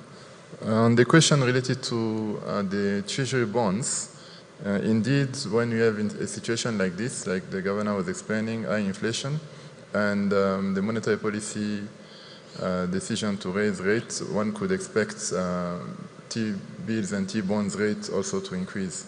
And in fact, we have seen that recently in the data we have from this month and even last month. The issuance of bonds of most of the maturities, the rates have increased. 15 years, 10 years, 7 years. So yes, definitely it has increased and it's expected to continue to increase in the coming months. Thank you. Honourable Minister. Yeah, thank you, Governor. Hari ibibazo byabajwe ku buhinzi n'ibyo kandi ubuhinzi n'ubucuruzi turakorana cyane mainly kuri value chains, organization, assessment, analysis kuko tureba from the production to the market. Ariko if you allow me, Governor, hari icyo cyaje cy'abarimu kugira ngo tunacyumvikane neza kuko salary yabo izamuwe vuba cyane nyuma y'imyaka myinshi. So usually yes, you can say inflation ifite correlation na salaries yo zizamutse cyangwa wages, ariko usually before to increase a salary hari calculation zikorwa abantu bakareba nuko economy ihagaze. So nta mpungenge nke ishobora kuba yuko abarimu bagiye kujya ku masoko bakazamura ibiciro kuko their contribution in terms of purchasing power ntabwo mpamya yuko twagezeho twagomba kugera. So from my colleague Dr. Director Ayerika, economically saying ahubwo bizafasha kuzamura their purchasing power kuko inflation is a loss to consumer. Nukuvuga ngo consumer iyo inflation ibayeho ni loss. So ugize ushoboye ukavaringa rero iyo loss ikagabanuka ubugize neza cyane. So it's a good decision twagomba kwishimira twese mu Rwanda. So regarding the value chains muri agriculture ntabwo ari subsidy gusa as an intervention. Yes, subsidy ijyamo in terms of kugira ngo turebe uko ibiciro byazamutse by'amafumbire in the last 2 years from COVID kugeza uyu munsi wa none. Subsidy yagiye izamuka kugira containing the cost of production because if the cost of production zitagabanutse, of course ibiciro tubona uyu munsi by'ibiribwa byagomba kuba biri hejuru more than today. Subsidy ifasha kugira ngo abahaha ndetse n'abasetting ibiciro ku masoko bashobore gushyiraho ibiciro bishobora gutuma abantu babaho. Nayo ndavuga ko honestly saying I was in agriculture until now we work together.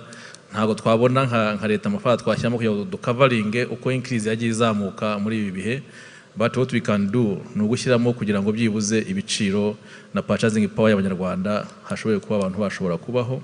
Ibindi bikorwa byinshi mu buhinzi of course ntabwo nasimbura bagenzi banjye mu buhinzi, ariko navuga bimwe inputs nibyo factors of productions harimo fertilizers bavuga na subsidy, harimo na improved seeds, ariko buri ikintu gikomeye cyane ni ukongera extension side kuko when you put factors of production umara kumenya ko zakoreshejwe neza na ahantu tujya dushyira imbaraga mu buryo butandukanye no kuzamura productivity. If you see crops from the last 10 years, yes, twarazamutse of course ntabwo twavuga ko tweza tumba kugira, ariko let's take nka Irish potatoes muri minsi byarazamutse twarabisobanuye ibiciro, ariko in terms of production twavuye kuri 10 tons per hectare, today it is around 20 and 30 in average, mainly muri northern province. Bivuze yuko turazamuka kugira ngo tuzamure umusaruro yenda no ku masoko haboneka ibintu, of course ibyo abantu bakora biba bikirimo byinshi. Another factor yinjira muri production mu buhinzi uvanyemo extension kugira ngo abantu bakore neza, buriya hari na research and development, of course naho navuga yuko bitazamutse cyane, ariko byo bigenda n'amafaranga aba yagiyemo kugira ngo abantu bakore research and development. Ariko honestly saying if you take historical data kuko ntabwo wasobanura ubuhinzi just for the current data, ugomba no gusubizanya amaso ukareba ibyagiye bijyamo, ubona hari urugendo rwiza rugenda rukorwa. Iki nashyira in terms of policing na strategies, the strategy we have today in agriculture PS4 implementation yayo uvuye kuri investment amafaranga yashoboye kuboneka akajyamo kugira ngo azamure ubuhinzi. Ni nayo mpamvu even during COVID people bashoboye kubona enough food and we have a strategic reserve ihoramo ibiryo. Bivuze yuko byose ubihuje ukavuga mu buryo bwa average cyangwa se bw'impuzandengo twavuga yuko duhagaze neza. Then when you go to the aggregate, of course there are some inefficiencies on technical production ziterwa na our land system n'uburyo igihugu giteye, ariko navuga yuko ibikorwa byo ari byinshi. Subsidy nyivuze muri rusange gabana uko yanabajijwe, yes, ntabwo ari sustainable in long term. Ntabwo wabanguza ushyiraho subsidy for 50 cyangwa se imyaka 100, ariko subsidy you monitor it ukayihuza na performance ya sector wayishyizemo n'igihe runaka. So nk'uko rero na Minecofin babivuze, every time iyo agiye kujyaho subsidy hakorwa calculations zihagije, haba ari muri fuel, haba ari ni mu bindi dukora kugira ngo to making sure que the last consumer agize uburyo bwo kubaho bwamufasha kugira ngo iminsi igende. Naho ubundi ukoze calculation neza ugashyiraho subsidy igomba, honestly saying, ntabwo twavuga yuko twayabona, ahubwo is a shared responsibility. Government ishyiramo subsidy, then natwe aba consumers na producers tukagira urundi ruhare dufata, ariko today as today ntabwo twa stopping a subsidy. We can just perform better to make our economy strong, ikazagenda igabanuka ubwayo. Murakoze. Yeah, thank you, Minister. But maybe we take the last round of questions. Diane, you want to make a comment? Yes, please. Come. Thank you, Governor. Thank you for the excellent presentation.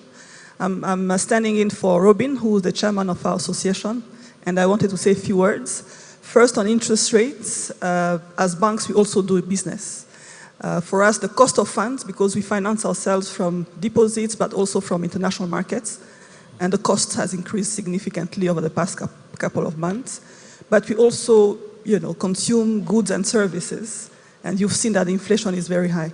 So banks overall are considering to increase pricing, maybe on new loans issued, not yet on the loans that are already in our books. But we are trying to be prudent because we also want to support the economy to continue growing. So that's the first point I wanted to make. The second one is on foreign versus local banks. I don't think we like that consideration. We want to consider ourselves as banks that are serving the market, Rwandan businesses and Rwandan people. Our internal credit processes, this is internal cuisine. It's not supposed to be known by the clients. And what we can commit to do is, as we improve our processes, or digitize our processes, we want to reduce the turnaround time and to make sure, people, consumers, businesses can get feedback, in less than 2 weeks. I think this is feasible. And again, we want to be considered as local banks serving the Rwandan market. Thank you. Yeah, thank you. I think the point you make, Diane, is key. Nobody needs to know your internal credit process. Of course, as a regulator, we have the privilege to know that. But I think to the consumer, they don't have to know that, but they have to be served in the shortest time possible. So when there are delays, that's when they start getting the stories that it is gone to the headquarters or whatever, which wouldn't be right. Even if there was anything like that, I think, as you said, I really like that there's no foreign and local, because whether it's foreign financed, when you're here as a subsidiary, you are as good as a locally financed bank. So you are all Rwandan banks, whether foreign financed or locally financed. And we expect the local boards and management to play the biggest part in the decision making here. There are those global banks or regional banks, policies that guide their subsidiaries wherever they are, but when they're operating here, we expect them to. And what matters is really the time you take to serve your client, not your policy. Your policy is for you and for us as your regulators, but for the client, they're just interested in the time you take to serve them, and I hope that can be considered. So we shouldn't have any claim that so-and-so is delaying because they have to go to seek approvals from outside. Thank you, Governor. I think before we take another round of questions in the room, there are questions that are coming in on Slido. This is the last round. I think we wouldn't want to keep people here for long. We had planned to end this session at 10:30. It's already 10:45 almost. So let's take the last round of questions, and then we can conclude this first session. All right. If we have any questions in the room, yes, your names and yes, thank you. Thank you very much, Governor. I've got a question or an inquiry regarding the insurance sector. I'm Kanyarukiga Ephraim. I'm a senator. And in our frequent trips in oversight in the districts, we noticed a kind of two-sided problem regarding insurance. On the one hand, it is observable that the low of awareness of the Rwandans in general regarding insurance, whether of their life or property or assets, is very, very low. They don't come up for insurance. On the other side, the insurers themselves, especially, I have no issue with the public insurers, but as for private insurers, they have tendency to just sit back in the office and wait for clients to come. Or this clientele is not all that motivated. Insurance is not their first priority. So I wondered what could be done to increase and uplift this, the awareness of the population regarding the importance of insurance. Two, and more importantly, I would say, what means could be used to inject more energy in the private insurers to come out and market their services. I'm not an economist, okay? But I think boosting the insurance sector could contribute very significantly to the national economy. Thank you very much. Thank you so much. Then we'll go to Slido if there's no one in the room. We have a question from Slido that says, Governor, can you tell us more on the cashless campaign you mentioned earlier? When can we expect Rwanda to be a cashless economy? And the other question linked to that is, how is BNR dealing with the issue of cashless payments where businesses, most of them have closed their mode of payment, going back to liquid cash? And the last one is, how has been the performance of the issued Euro bonds in terms of yield? Are there any plans to issue more Euro bonds in the future? Thank you. I think we can handle those questions and end it at that. So, Deputy Governor, I leave the question of Honorable Kanyuchiga to you on insurance. And so on cashless, I think there's a lot that has been going on. I don't know if we have anybody from the Ministry of ICT that has been coordinating this campaign. Yeah, but the Ministry of ICT, as Central Bank, Ministry of Local Government, I think even Ministry of Finance, and the local leaders, the service providers, we've been working together, having, they call it caravans across different districts, educating people on the benefits of using digital channels, and mainly these service providers are there to onboard new customers on their platforms immediately. So we've seen positive impact on this, but also campaign across media channels. So there's a lot going on to promote the use of digital financial services.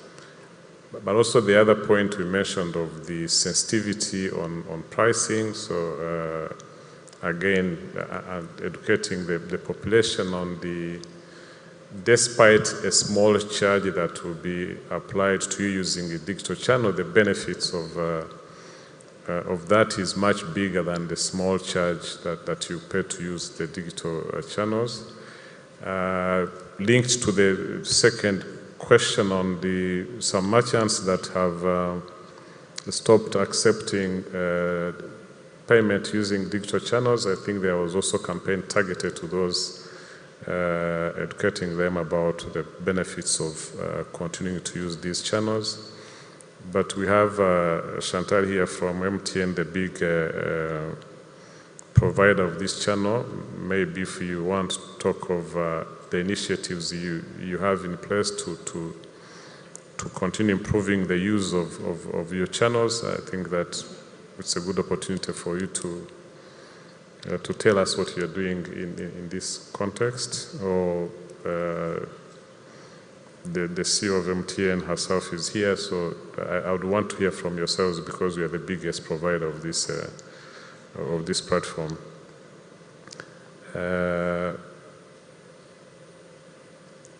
Performance of the Eurobond. Okay, I don't know of any plans from government to issue another Eurobond now. And I think the performance has been in line with the global movements in the financial markets, where we've seen yields of different products going up and their pricing going down. But we don't actively follow that up. I don't know if the Minister of Finance is here to say something about it. But in any case, what the government pays is fixed as a coupon on this bond, so there isn't any impact on government financing, but I would say it's just moving in line with the other international financial products linked on to the increases in policy rates by different central banks across the world. Deputy Governor. Thank you, Governor. In responding to the question from Honorable Senator Kanyaruchiga on the insurance, the main issue we have, as you rightly said, is insurance penetration rate, which is really still low, around 1.8%, if I'm not mistaken. But if you look at sub-Saharan Africa, we're, around that average. And the first thing that central bank we are doing, although it's not only us that can act on that, is one, joint efforts with insurance companies themselves, the Association of Insurers, to raise awareness on the benefits of insurance towards our population, but also making sure that because we still have a large portion of savings that are informal, that we can bring them into the formal sector so that insurance, which is also a sort of saving, comes into the formal insurance sector or insurance companies. The second is also on the regulatory reforms. I think it's also one incentive that for certain products, when government makes them mandatory to take insurance, then you see sort of onboarding or uptake of insurance products in that sense. And the third thing, I think also we have CEOs and MDs of insurance companies, is really how do we unlock the potential of insurance in our country, make it more vibrant, more competitive, and probably they can speak more to the challenges that they're facing in our market. But I think with those three things, working not only on the regulatory side, but also the industry, that's how we will probably see a shift, although it will be gradual, in the uptake of insurance products by Rwandans. Thank you. Thank you. MTN, you want to make a comment? Thank you, Governor. Thank you for the good presentation you just had. On MTN Mobile Money Rwanda Limited side, the first things we did is just making sure that we have more than 40,000 agents in Rwanda, educating our customers or other consumers. On other side, on MomoPay, when we started this from 2020, we only had 3,000 merchants, but I speak today, we have more than 90 people using it. We have 1.5 million of Rwandans paying to the MomoPays we have, and this is an increment of 40% just year on year. Another things maybe I want to highlight is, yes, we charge the payment of consumers to merchants, but the only merchants are the one paying 0.5, which was 1% before. But it's worth to insist on the transaction between 4,001 francs are free. And when you look at the average of the price most of the customers pay, which is almost 50%, they are in that range of 1 francs to 4,000. Of course, we have a plan to continue educating the consumer and the customers we have already of more than 4 million using our digital channel. But at the same time, with the plans we have with the Ministry of ICT and the Central Bank, we are going to continue educating the customers and making sure that we also hear from them and then change can be made in the process. Thank you. Thank you so much. Allow me to ask our panelists to take their seats in the audience. Thank you so much. A round of applause.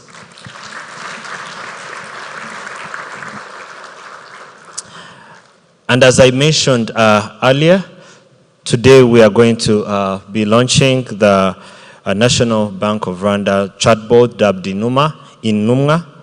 And you might be wondering, what is this chatbot? What is it all about? But I would like to ask you to turn your attention to the screen for a video. Thank you.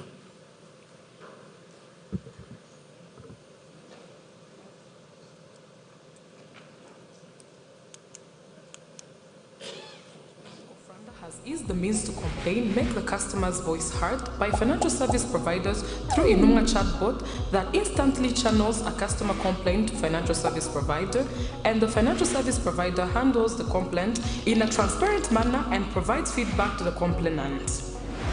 Why Intumwa chatbot now? To implement the law number 017/2021 relating to financial service consumer protection, Intumwa chatbot is an initiative that aims to facilitate FSPs in establishing a transparent complaining and dispute resolution mechanism according to Article 36. Moreover, Intumwa chatbot aims to aid FSPs in maintaining records of how complaints are received according to Article 39. Intumwa chatbot concerns consumers of all FSPs regulated by the National Bank of Rwanda. These include banks, insurance companies, pension funds, payment services providers, microfinance institutions, SACCOs, non-deposit-taking financial institutions, forex bureaus, and others. How can Intumwa chatbot be accessed? Intumwa chatbot can be accessed through various channels such as web, SMS at 6005, WhatsApp at 0791 700 721, as well as the Facebook and Twitter handle of the National Bank of Rwanda. What are the steps followed to lodge the complaint through Intumwa chatbot? Open NBR website or FSP website and click on Intumwa and engage with the bot following instructions. It responds asking you to choose the language, either Kinyarwanda, English, or French. Choose the language you want to use to lodge the complaint, and the bot requests if it is a new complaint, following up on a complaint earlier lodged, whether you want to escalate a complaint or you want to go to FAQs. Write your name. Write your email and telephone number on which your response can be sent, or give details of the complaint. Give details of your complaint. Write the name of the FSP you are complaining about. Attach a document if any. Confirm if you are complaining on your behalf or representing someone else. Confirm if the information given is correctly stated. The system gives you a notification indicating the tracking number. What are the benefits of Intumwa chatbot? On the side of consumers, consumers can lodge complaints to FSPs wherever they are without necessarily going to the office of the FSP, whether they have internet or not. They can use all possible channels including web, Twitter, Facebook, WhatsApp, and others. Consumers are given the tracking number to be able to monitor the progress of their complaints. Consumers receive the feedback through the same channel they use when lodging the complaint. Consumers are given the chance to escalate the complaint to the National Bank of Rwanda in case they are not satisfied by the feedback provided. On the side of the FSPs, the FSP shall receive instantly the complaint from the consumer. Intumwa chatbot helps FSPs to monitor the progress of handling the complaint, notifying the progress to the client, and providing the response. Intumwa chatbot helps the FSP to generate internal reports on the complaints handling and reporting to the regulator. On the side of the regulator can monitor the overall compliance handling process and be able to take the necessary supervisory actions on time.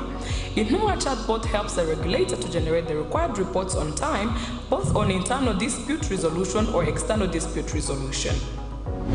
How can people know about the existence of Inuma chatbot? The NBR shall partner with FSPs to make an awareness campaign through various channels, including media and physical meetings, so that people can be aware of the chatbot. If the client uses the existing channels, will the complaint be accepted? Yes, existing channels shall be used in parallel with Inuma chatbot until the decision is taken to phase out all the existing channels. This system was developed by the National Bank of Rwanda in partnership with Proto and BFA Global and sponsored by the Africa Digital Financial Inclusion Facility to contribute to its goal to catalyze digital financial inclusion across the continent, increasing access and protection for vulnerable financial service consumers. Thank you so much. And to tell us more about Inuma chatbot, I would like to invite Jared Saimana, the Director of Market Conduct Supervision Department at the National Bank of Rwanda. You're welcome, Jared.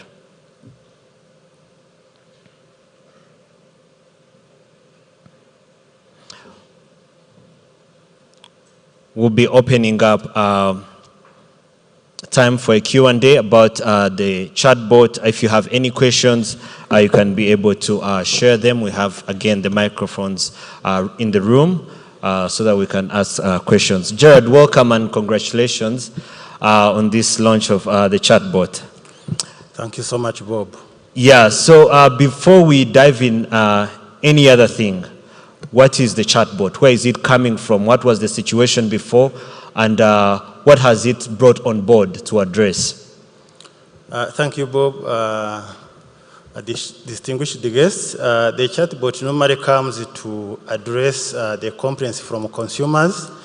And the situation before it came, normally different financial service consumers used to go to different financial service providers' branches, either to submit their complaint letters or submit their complaints verbally.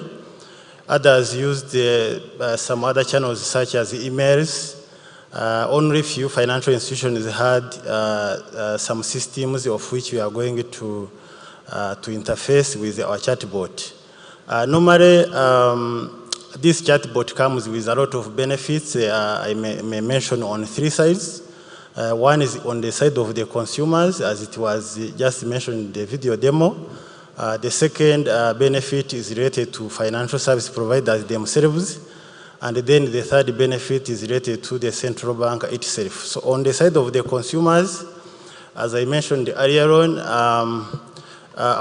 different consumers consume different financial services. You may be a client of a bank, at the same time consuming a product of an insurance, at the same time contributing to the pension fund, and then probably being having a transaction with the Forex Bureau. So you will have one platform you can use when you want to submit a complaint.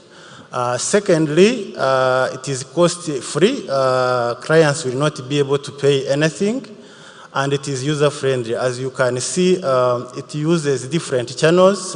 You can take your mobile phone and go to SMS, that is 6005, and be able to chat with the chatbot and submit your complaint to your financial institution. You can also use your WhatsApp at the given number. You can also use the website by using the central bank website, www.bnr.rw. So we have also put the chatbot on different websites of financial service providers. Actually, by consumers, when you lodge the complaint, as you have seen in the video, it is immediate and it is instant. The financial service provider gets immediately your complaint, and you get exactly the tracking number, which you can use in tracking the progress of your complaint. So by getting that tracking number, so you can also actually find your response from the financial service provider. And if you don't find it on time, or probably if you find the response that is not satisfactory, you have again the right to escalate your complaint to the Central Bank of Rwanda using the same channel. So it is so facilitating, and it comes to address a lot of issues. At the side of financial service provider, as it was mentioned, the financial institution exactly receives instantly the complaint and be able to work on it, and it helps different line managers from financial institutions to monitor how their complaints are being handled and be able to gather data and elaborate different reports. So when you go to the central bank, actually, I may mention that last year we managed to receive 114 complaints that were escalated, and the people were bringing the letters or using our email. So they will be able to use that channel to submit the escalated complaints to us. And the central bank will be able to monitor how financial institutions are managing their complaints and be able to take the supervisory actions in case it is necessary. Again, for us as the central bank, it will help us to analyze different data related to complaints, and this one will be informing our policy actions. Thank you so much. Thank you, Jared. You kept, yes, a round of applause for Jared, please. You kept mentioning complaints handling, but I would like to ask, do we have any complaints or some complaints, or what is a complaint for you as you have defined, and what are some of these complaints that you keep on seeing? Thank you so much. Actually, when we mean complaints, as the different financial service consumers transact with their financial institutions, there might be some elements of dissatisfaction or disagreement. In that case, those ones generate complaints. Actually, in other markets, they call them disputes. And when they come, automatically, you submit them to your financial institution for handling. And as I said, we received 114 of them, which means many of them were exactly handled by financial institutions. So this is the way we define complaints. Thank you, Jared. And I think my last one for you is, tell us more about sharing your complaints, or even asking for how do people track? Do you need internet, or do you have other ways to access this platform? Actually, it is a good question, and it is facilitating the audience here present to understand more about how the system works. So if you don't have internet, as I said, you can go use your telephone, and then you go to SMS 6005, and you are able to chat wherever you are and at any time. So that one does not require internet, and soon we shall be introducing the voice call that also goes through the chat. Okay. And again, if you have internet, you have different channels to use, either WhatsApp, either the web-based at the central bank website, or the websites of different financial institutions. You can also use the Facebook and Twitter handle of the Central Bank of Rwanda. So chatting with the chatbot is very simple. You actually open those channels, and you select a language, because the system is very favorable. It allows you to either complain in Kinyarwanda, English, or French. The system obviously will ask you identification in terms of name, and then thereafter it will ask you which financial institution you want to lodge a complaint to. It also helps the people probably who have some difficulties to lodge. It can also allow you to use a representative to lodge a complaint, and then you type your complaint, and there you are, you have submitted the complaint. Financial institution already got the complaint, they get the notification, and they keep updating you on the progress. Yeah, thank you so much. I would like to open it up to the audience. If you have any question regarding Inunga chatbot, we'll be happy to take those questions. You can ask in any language that you...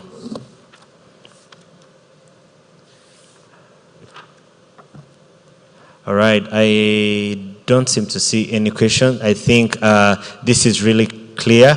I would just like, by show of hands, how many are excited for this chatbot? All right. I hope everyone in the room is really excited. Thank you so much. Thank you, Jared. Round of applause for Jared. Thank you for sharing this. Thank you so much, Bob. All right. This brings us to the end of today's session, and I would like to invite the Deputy Governor of the National Bank of Rwanda for her closing remarks. Thank you. You're welcome, Deputy Governor.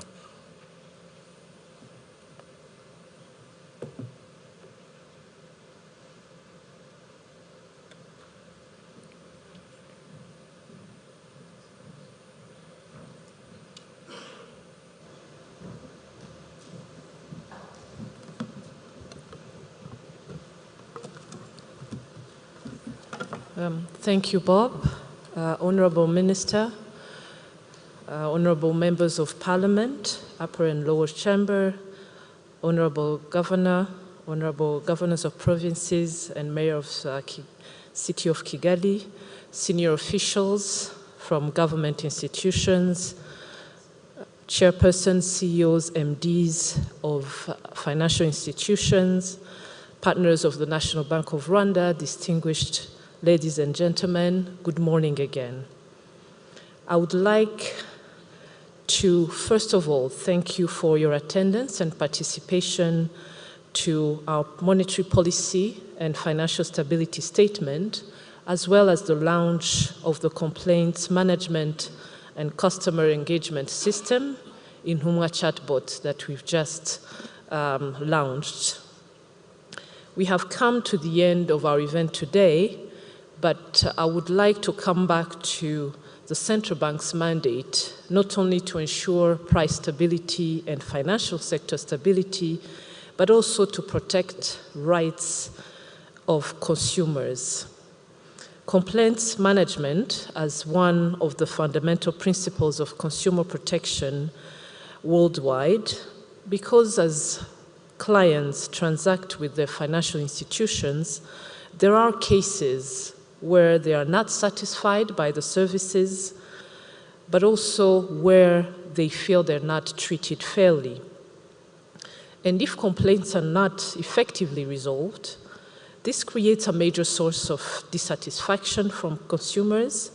And if we look at the bigger picture, it obviously reduces trust in the financial system and may even threaten financial stability.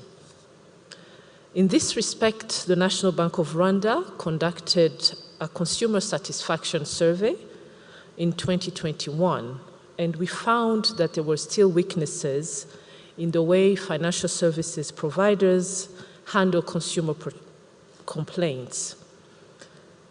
35% of respondents using banks and microfinance confessed to be satisfied with how their complaints are handled, only 35%. And for insurance and pension services, that rate was even lower at 26%.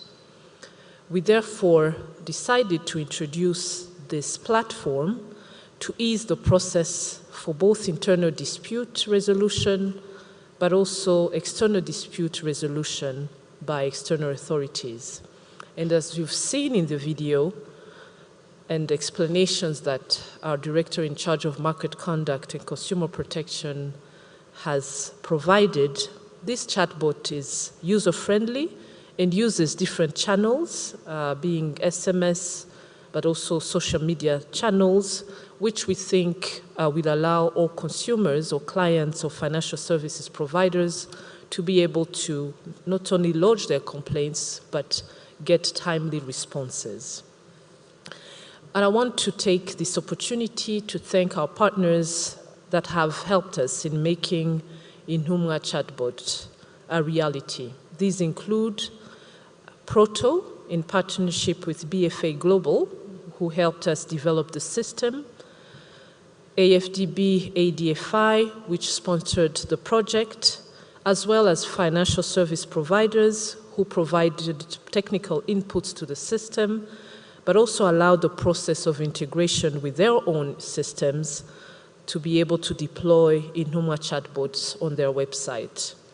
And finally, the Association of Consumers that always work with us to advocate for the needs of our consumers. Inuma chatbot comes as an additional initiative to other projects that already the National Bank of Rwanda has implemented towards protection of consumers of financial services. And one of them was the price comparator Gereranya, which we launched in the last MPFSS in March to ease comparison of interest rates and other charges. We are also working on empowering and educating citizens on their rights and obligations as consumers of financial services. And we've started various awareness campaigns, be it through media, access to finance forums with local government, as well as workshops targeting students. Essentially, our goal with Inuma chatbot is to have complaints resolved timely and adequately, and we think that this will increase satisfaction towards financial services, impact positively on the confidence and trust towards our financial sector, and boost financial inclusion. We therefore urge financial institutions to increase efforts in ensuring that customer complaints are properly handled, but we also join efforts with all industry players to continue advocates for consumer rights protections as it contributes to Rwanda's financial sector sustainability, but also towards our journey to become a financial hub. Once again, I thank you for your participation today, and thank you for your usual collaboration with the National Bank of Rwanda. Thank you, and have a good day.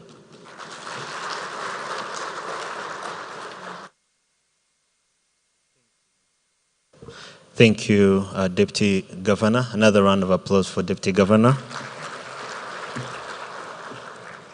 That brings us to the end of today's monetary policy and financial stability statement. We thank you for accepting our invitation, and we invite you for a cup of tea right after this session. Thank you so much. It's been an honor and a pleasure to host you this morning. Have a good day.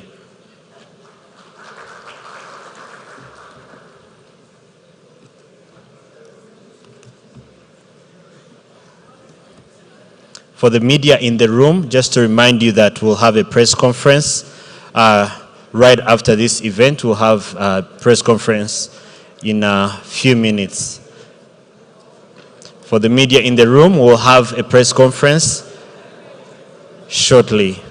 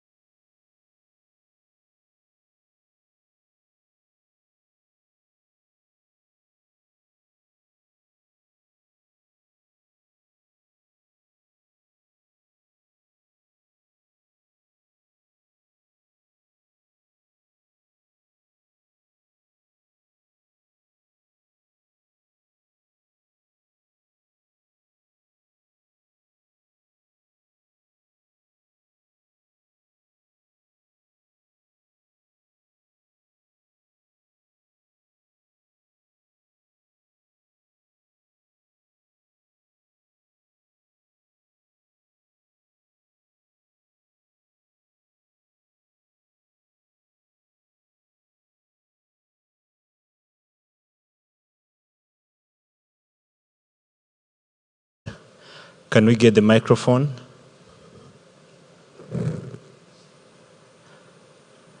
Yes, thank you.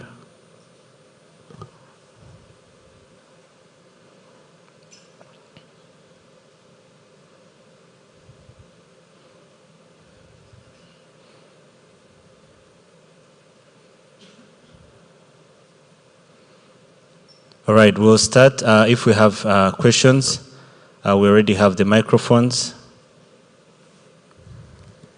Ushobora kuzamura ukuboko, and then we can give you the microphone.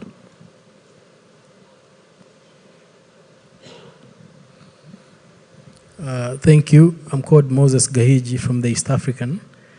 The Rwandan franc has been increasingly depreciating against the dollar and other foreign and regional currencies. What key pains are being felt across the financial sector, and what interventions are being implemented at the BNRA level? Thank you. Thank you, Moses. Yes, Hadichwaza Onga. Yes. Murakoze. Nitwa Samuel, umunyamakuru kuri Mama Rwa Gasabo. Nyakubahwa Gavana, ngira ngo byaba byiza nk'abantu dukoresha ikinyarwanda mu gusakaza amakuru mubanje kuduha ishusho y'ubukungu uko ihagaze, yaba ari no ku gaciro k'ifaranga byose. Murakoze. Ushobora kongera ijwi? Yego. Nyakubahwa Gavana, nk'abantu dukoresha ikinyarwanda mu gusakaza amakuru, ngira ngo byaba byiza mubanje kuduha ishusho y'ubukungu uko ihagaze bijyanye n'uno munsi, kugira ngo abanyarwanda baze kumva uburyo ubukungu bw'igihugu buhagaze, ariko munadusobanurira nuko bujyana n'ubukungu bw'umuturage bihura bite. Harimo babyumva bakavuga ngo ni ubukungu bw'igihugu, atigiye mu mufuka nta kintu kirimo. Murakoze. Murakoze cyane. Reka dufate icya gatatu, tubanze dusubize ibyo hari hano imbere.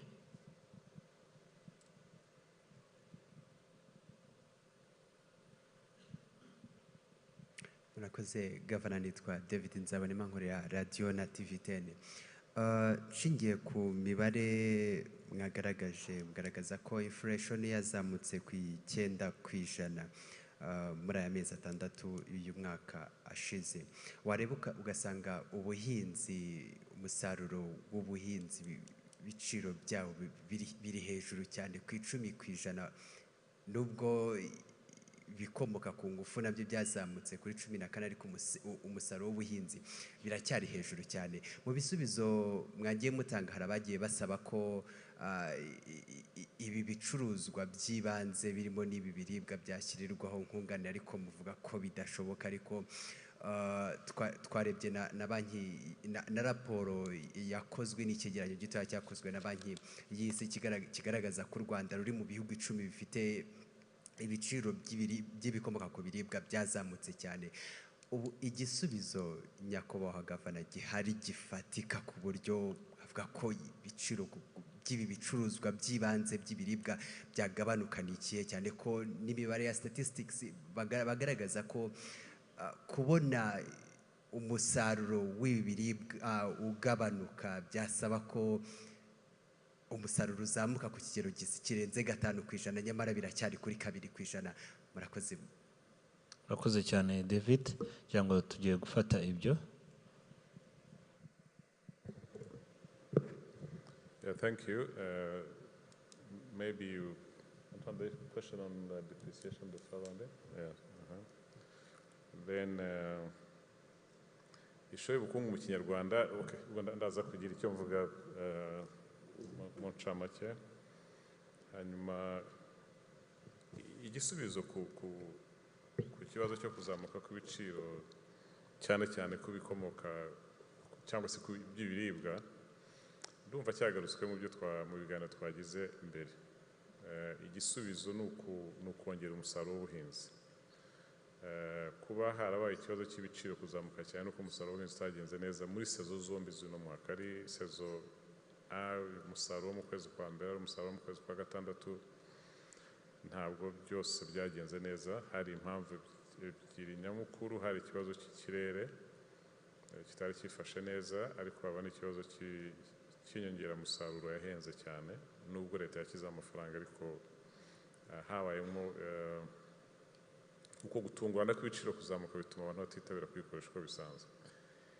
Igisubizo gikomeye uyu munsi aho kugira ngo amafaranga ajye mu guha abantu kurwana no kugabanya ibiciro, kuko ibiciro biraterwa nuko ibiribwa ku masoko ari bikeya, nuko leta irimo ishyira amafaranga mu kuzamura ubuhinzi, mu kuzamura umusaruro w'ubuhinzi. Iyo turebye mu mibare nk'ifumbire yatumijwe muri aya mezi 3 ashize yo gukoresha mu gihembwe gitaha, ubona ari nyinshi cyane ugereranyije n'uko byagenze, nubwo ku rwego mpuzamahanga ihenze, ariko nyine leta yashyizemo nkunganire kugira ngo ishobore kuzana ifumbire izakoreshwe. Ikindi nyango minisitiri yabivuze, birenze ifumbire gusa, hari n'imbuto z'indobanure n'ibindi bikenerwa mu kunganira abahinzi. Byose leta ni ukuvuga ngo harimo akazi kenshi karimo gakorwa uyu munsi, gushishikariza abahinzi, gukurikirana abahinzi ko baterera ku gihe, ko bakoresha ifumbire. So twizeye ko tunarebye ikirere uko kimeze uyu munsi, nuko ikigo cy'iteganyagihe kivuga nuko ibyo byose imvura muri iki gihembwe izaba ihagije. So ubwo rero igisubizo mu kibazo cyawe nuko ibiribwa bizazamuka, umusaruro uzazamuka, bigatuma ibiciro bigabanuka mu guhera nko mu kwezi kwa 12 mu kwezi kwa mbere nibwo twitega kubona icyo gisubizo. Ngira ngo numva ari icyo, reka tusubize ku bya ekonomi y'icamake ndaza kwivuga nyuma dusoza. Thank you, Governor. On the question on the depreciation of the franc there, if you look at what we also published today in the Monetary Policy and Financial Stability Statement for the first half of the year, the depreciation against the US dollar was 3.8% in the first half, and in the first half of last year, this depreciation, this is year on year, it was 5.3%. So you can note that there was a slower depreciation in the first half of the year. The reason for this is because of the flows that we have received, the foreign inflows, export proceeds, services, tourism receipts, budgetary grants, and remittances from the diaspora, especially. So those helped, ease the pressure on the exchange rate in the first half of the year. But since the beginning of the second half, so meaning these past 3 months, more recently, we noticed relatively moderate pressure on the franc Rwanda, leading to a depreciation. The latest number we have now, as of yesterday, was 4.4% year on year. But you can see that this is still in line with the historical average depreciation we are facing. So international official reserves also remains adequate, covering more than 4.5 months of imports of the following year. So right now, depreciation is not unusual, and there's no specific issue with the franc Rwanda depreciation. According to what you said, what the central bank is doing, the central bank is monitoring, of course, the trends and intervening on the market by selling to banks, but just to facilitate this, the availability of dollars, not to influence the price per se. Thank you. To add to that, I think when you look at the numbers, I think this year, if anything, the franc Rwanda appreciated against the local currencies. I think apart from Tanzania and shilling, the rest, our currency has been appreciating against the regional currencies. Thank you so much. Yes, Masatura. Murakoze, Honorable Governor. Nasabaga ko mudusobanurira mu by'ukuri nk'abaturage kugira ngo tumenye neza icyo twaba dushaka n'iki ku bijyanye n'ibiciro. Dukurikije reality, tubwizanyije ukuri, mugashingira kuri politiki, ariko mukatubwira namwe nk'abaguzi rimwe na rimwe ibiciro uko byagiye bizamuka umunsi ku wundi. Hari ibyo twagiye tubona byazamutse bitigeze bimanuka, ndavuga mu myaka dufashe no mu myaka 10 bitigeze bimanuka, bivuga ngo byakomeje kuzamuka. Bivuga rero ngo kugira ngo uzamanura ibintu wongere ubisubize hasi bishobora kuba ahubwo dukoresheje ijisho ry'umuturage bisanzwe, byaba ahubwo ari uguhombya abacuruzi cyangwa n'abahinzi. Ubwo ukuyeho ibintu bimwe rimwe biri seasonal nk'umuceri ujya uzamuka ukamanuka bitewe n'igihe cy'ihinga n'igihe cy'isarura, ariko umuntu yakwibaza uyu munsi, sinzi nyumve mu ishusho y'umuturage cyane, uyu munsi twaba tuvuga yuko tuzongera kubona ibiciro byasubiye hasi. Ese ni nacyo mugamije, gusubiza hasi ibiciro, cyangwa ahubwo icyakabaye cyiza ni ugushoboza gushyiraho politike zifasha abaturage kuzashobora ibiciro aho bigeze, aho bizaba bigeze, ubukungu buri stable, ubucuruzi buri stable, ubuhinzi buri stable, ibintu byose biri stable, noneho abaturage nabo bakaba bashobozwa mu buryo bwa stability y'imifuka yabo.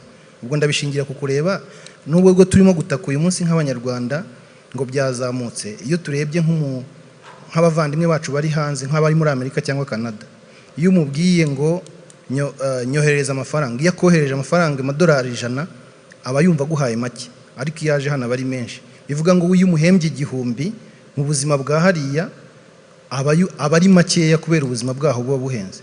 Rero twebwe tumva uyu munsi dutaka kubera ko wenda aribwo bituguyeho, tutari tumenyereye muri ubwo buryo, nkatekereza ubwo ko aribwo bwakabaye aribwo buzima tuganamo.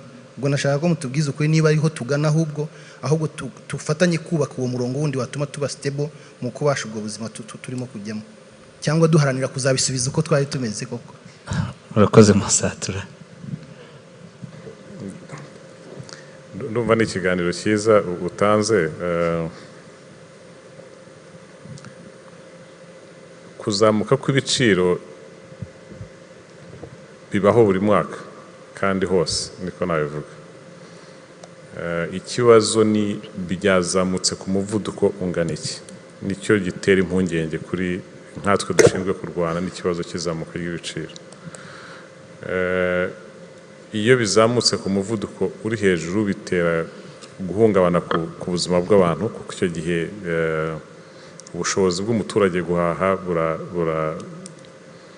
buragabanuka, ubukungu muri rusange, ishoramari rikaba ryagira ikibazo. Icyo gihe rero niyo mpamvu hakorwa ibishoboka byose kugira ngo kwa kuzamuka kw'ibiciro gusubire hasi, kuzamuka kw'ibiciro guhoraho. Niyo mpamvu ubona mu ntego tuba twarihaye nuko byagombye kuzamuka ariko bitarenze 5, bikaba hagati aho ngaho nko kuri 5%, wongeyeho 2 cyangwa 3 cyangwa ukamanuka 3. Uko rero kuzamuka kw'ibiciro ntibivuze yuko ibyo ibyemezo dufata tuba turwana kubisubiza kuri munsi ya 0, ariko hari ibiciro volatile ubwo mu Kinyarwanda sinzi ukuntu bihindagurika cyane, nk'iby'ibiribwa. Ibikomoka kuri peteroli byari bimaze igihe bisa naho bitagihindagurika cyane, ariko ibyo uko ari bibiri byo bihora byazamutse byamanutse bitewe n'uko aho bituruka bimeze. Urugero ntabwo uyu munsi nk'ibirayi byarazamutse cyane, ni bimwe mu bintu byazamutse byatumbagiye cyane, ariko nitubona umusaruro mu mezi abiri ari imbere uri hejuru byo bizasubira hasi. Hari ibintu bimwe bimeze uko wavugaga, ariko icyo twita general price index yo ntabwo izasubira hasi ngo iyo igiye munsi ya 0 nabyo ni ikibazo, nabyo bigira ingaruka itari nziza ku bukungu. Ariko icyiza ni uko ntabwo ari ibiciro gusa biba byazamutse, uko ibiciro bizamuka niko n'ibyo abantu bakora nabyo bigenda bizamura agaciro, niko amafaranga abantu babona agenda azamuka. Ugasanga n'ubwo uyu munsi ugiye kuvuga uti ikiro cy'umuceri wakoresheje mu myaka 5 ishize wenda cyaguraga, reka tuvuge ibirayi ndabyibuka bigura amafaranga 10 ku kiro mu myaka nka 20 ishize. Uyu munsi biri mu magana, niyo nubwo tuvuga ngo byazamutse bizamanuka, ariko ntabwo bizongera gusubira munsi y'100. Ubwo rero uko bigenda bizamuka bigenda bigumayo, n'imishahara y'abantu ikagenda izamuka. Abantu uretse ibi by'abarimu byabo ejo bundi abantu babonaga mu bihumbi 100 n'icyumvaga ari menshi cyane, uyu munsi n'ubonye 500 wumva ari make cyane. Bigenda muri rusange byose bigenda uko ubukungu bugenda buba bunini, bifatanya biba bifite n'icyo biciro ko byazamutse. Icyo turwana cyo rero ntabwo ari ukurwana no kubisubiza munsi ya 0, nuko hagarika umuvuduko ukabije. umuvuduko wo uzahoraho ariko no kurwana n'umuvuduko ukabije niyo nshingano dufite nka Central Bank niyo nshingano inzego zitandukanye zishinzwe kurwana n'ibiciro ku masoko ziba zifite. Murakoze cyane Governor, dushaka gufata ikibazo. Yes, gatwanze dufate. Yego, murakoze cyane. Nitwa Mico Myiza Jean Baptiste, nkorera Ijwi ry'Amerika. Mfite ibibazo bibiri. Icya mbere reka nkibaze Deputy Governor, ni ikijyanye n'inshingano za BNR zo kugenzura ibigo by'imari harebwa ko hatari ukuntu wenda bishobora kuba byagira ibikorwa bikora bibangamira abakiriya cyangwa abaturage muri rusange. Nagira ngo mutubwire muri iyo gahunda ni ibiki mumaze kubona bijya bibaho ibigo by'imari bijya bikora nk'amakosa abangamira abaturage, hanyuma ni iki mukora iyo bimeze gutyo mukaba mwaduha ingero.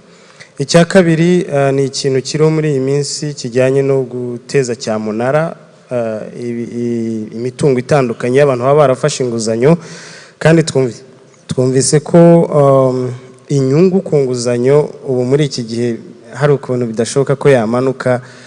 Twagira ngo muhuze icyo kintu cyeze cyo guteza cyamunara, mubona giterwa n'iki kuba inguzanyo noneho inyungu yayo itamanuka?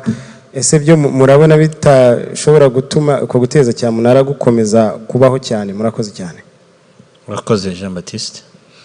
Murakoze. Nitwa Daniel Hakizimana, nkora Radio Flash. Nagira ngo mbaze, muvuze ko nka BNR icyo mukora mu Rwanda na cyari uguhangana nuko umuvuduko w'izamuka ry'ibiciro utaba muremure. Twagira ngo mutubwire icyo mukora mu gutuma uwo muvuduko udakomeza kuba muremure w'izamuka ry'ibiciro. Murakoze. Murakoze cyane. Reka dufate ikindi hariya. Murakoze. Nitwa Cyprien niyo mwungeri, nkorera igihe.com. Nagira ngo nongere ku kantu gatoya umugenzi wanjye Mico Myiza yaravuze. Hari n'ikintu kivugwa muri iyi minsi yuko mu guteza cyamunara haba hajyamo ukuboko kw'amabanki bagatubya agaciro k'imitungo y'abantu kugira ngo amafaranga yagombaga kwishyurwa ntaboneke, umuntu agomeye mu mwenda. Hari ingero zihari z'umuntu wari ufite umutungo wa miliyoni 600 bateza cyamunara kuri miliyoni 86, kandi mbere yo gufata iyo ngwate banki iba yoherejeyo abahanga bakareba agaciro k'iyo ngwate. Ese icyo kintu cyaba kivugwa nka BNR murakivugaho iki? Ntibyaba bitiza umurindi ziriya nguzanyo zitishyurwa nazo zikomeza kuba zigenda ziri hejuru? Ikindi cya kabiri, hari gahunda muronshinze y'intumwa, kubera iki iriya gahunda izamarira iki abakiriya b'ibigo by'imari bitandukanye? Twagira ngo no mugire byinshi muyitubwiraho abantu bayimenye. Murakoze. Murakoze cyane. Thank you. Ngo diyavuga ku bigendanye na consumer protection. Wenda icyo navuga ku bintu byo guteza cyamunara, icya mbere ntabwo byeze, birasanzwe. Nta rwose uyu munsi nta birimo bikorwa bitandukanye uko bisanzwe, kandi ntabwo tuzaba mu isi itagira abantu bagize ibibazo bananiwe kwishyura imyenda. Ntabwo tuzaba mu isi itarimo guteza cyamunara ko abantu bananiwe kwishyura. Igikorwa no kugerageza kugabanya wenda uko bikorwa, akenshi bigaterwa n'ukuntu inguzanyo yizwe neza, noneho n'umuntu wafashe amafaranga akayakoresha yageneye kuyakoresha kugira ngo wa mushinga yagiye gukora ya mafaranga yafashe mu nguzanyo utananirwa kwishyura ya mafaranga yafashe. So ikibazo rero mu bitera kuba habamwo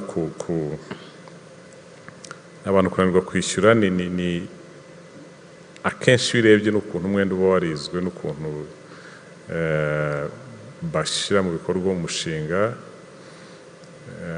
Icyo gihe rero ntabwo ari kuvugana amabanki gusa, n'amabanki ku bwayo afite inshingano z'uko ntabwo wagombye guha umwenda umuntu ubona adafite ubushobozi buhagije bwo kuzishyura wa mwenda. So aho ngaho haracyarimo inzira ndende yo kunoza imikorere ari iy'amabanki ari n'iy'abantu bagana amabanki. Akenshi umuntu agana banki atekereza kubona inguzanyo, ntiyibuke ko azasabwa kwishyura ya nguzanyo, ibibazo bikavuka igihe cyo kwishyura kigeze, ugasanga agiye mu bibazo byo guteza cyamunara. Ntabwo aho banki nazo zirahomba muri cyamunara, ntabwo arizo zihombye abakiriya, ahubwo nazo zirahomba. Ngira ngo nawe tuye kubisobanura hambere, hari ikibazo cy'abantu nakwita abamamyi bita abakomisiyoneri baje mu bintu byo guteza cyamunara, bateramo akavuyo gakomeye cyane, bituma cyamunara igorana gukora. Bakaba hari abantu bishyizeho batesha agaciro ibicuruzwa, bakabigura bihendutse, bo bakagira uko babigurisha. Ibyo dufatanyije na Minisiteri y'Ubutabera, dufatanyije na RDB, hagiyeho ikoranabuhanga ryo gufasha guteza cyamunara bakoresha ikoranabuhanga. Nabyo ntabwo biranoga neza, ariko twebwe dukoze ubushakashatsi dusanga harimo ibibazo nka bibiri. Kimwe nicyo kibazo cy'abamamyi batuma habamwo akavuyo mu guteza cyamunara na banki zigahomberamo. Noneho ikindi n'igenagaciro uko rikorwa. Iyo umuntu aje gusaba inguzanyo, akenshi usanga abagena agaciro k'ingwate bagashyira hejuru cyane kugira ngo akunde abone ya nguzanyo. Nabyo tumaze igihe dukorana na bariya n'ihuriro ry'abashinzwe igenagaciro, Institute of Valuers, gukura ako kavuyo nanone mu igenagaciro, bakora ibintu kugira ngo bafashe umuntu kubona inguzanyo. Yamara guhomba igenagaciro batanze ugasanga barishyize hasi, noneho bajya no muri cyamunara hakaza kambite rusahurira mu nduru, nabo bakaza na bya bindi byagabanutse nabo bakabitesha agaciro. Tumaze igihe dukora ubushakashatsi kuri icyo kibazo. Ubwo muri ubwo bushakashatsi havuyemo gukorana n'inzego zibishinzwe, ari Minisiteri ya Justice na RDB, guhindura amabwiriza agenga uko cyamunara ikorwa, guhindura imiyoboro ikoreshwa muri cyamunara. Ibyo byose ni ukugeza gukuramo ibyo bibazo biri muri cyamunara.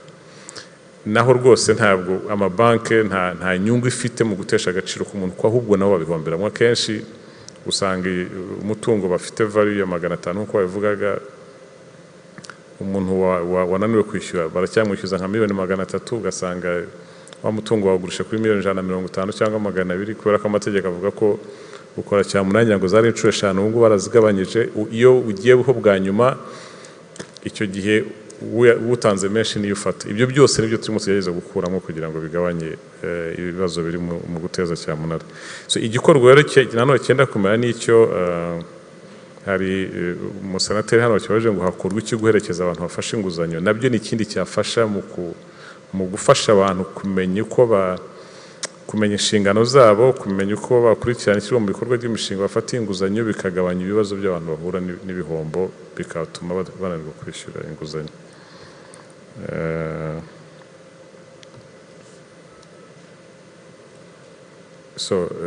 Ikintu cyo guhangana n'ibiciro dukora iki? It's unfortunate Thierry ntabwo ushobora kubisobanura mu Kinyarwanda. Kasai can explain it. Kasai, you want to explain that? Maybe better explain it technically. Nakoze Governor. Wenda icyo umuntu yavuga kare mwabivuzeho Governor ku bijyanye n'icyo banki nkuru y'u Rwanda ikora mu rwego rwo kugerageza kugabanya umuvuduko w'izamuka ry'ibiciro. Icyambere inzira ya mbere binyuramo nuko nk'uko mubizi mwese hari akanama gashinzwe politiki y'ifaranga. Iyo kafashe icyemezo cyo kuzamura inyungu fatizo ya banki nkuru, ubwo icyambere banki nkuru ibikoze nuko ibitanze, umuntu yabivuga, imenyekanishije ko hari ikibazo kigomba kwitabwaho kijyanye n'izamuka ry'ibiciro. Ibyo rero birafasha cyane kuko iyo bishyize mu mibereho isanzwe nangwa mu bijyanye n'ubukungu nyirizina, nuko iyo inyungu fatizo izamutse, wenda twabiganisha no ku nyungu amabanki agurizanyaho hagati yayo nayo izamuka.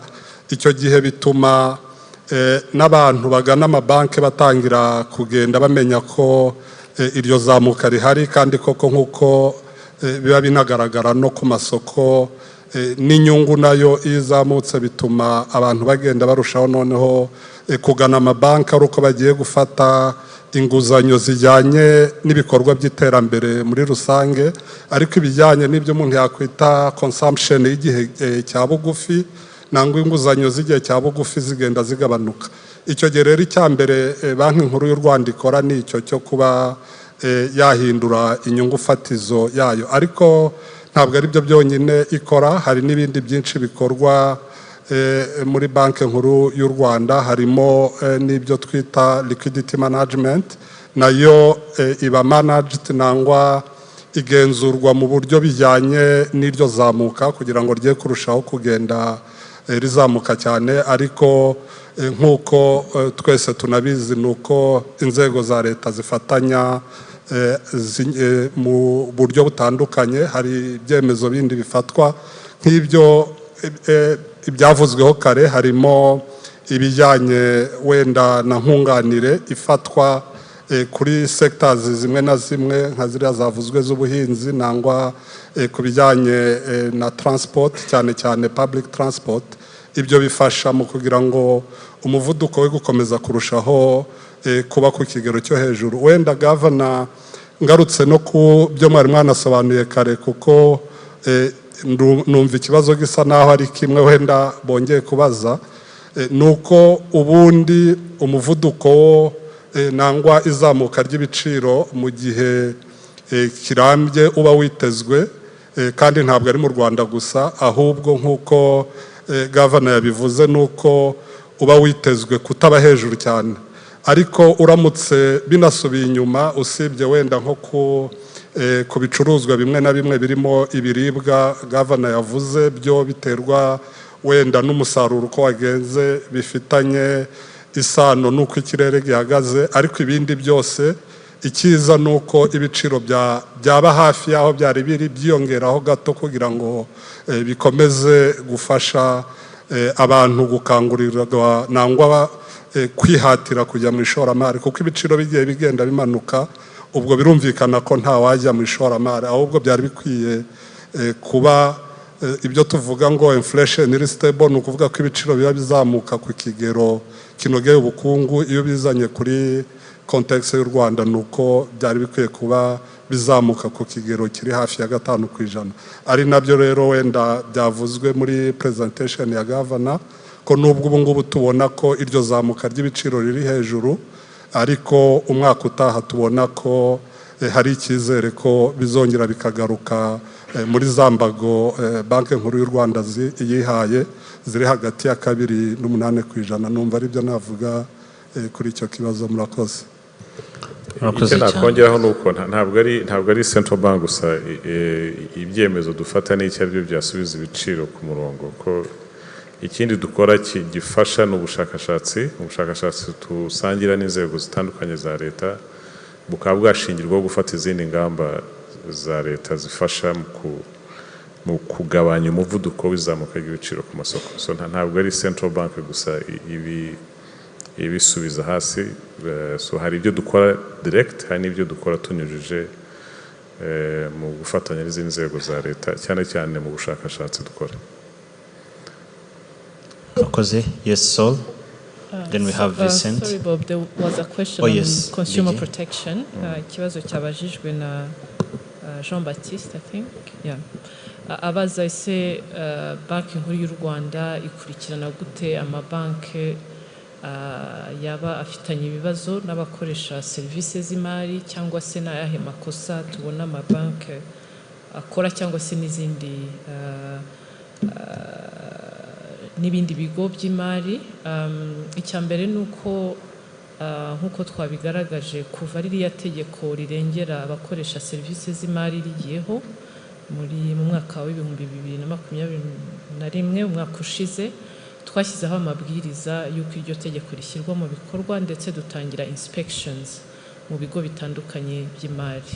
Twanagaragaje ko dusigaye dukurikirana bya hafi ibibazo by'abaturage batugezaho bavuga ko bananiranywe no kumvikana n'ibigo by'imari.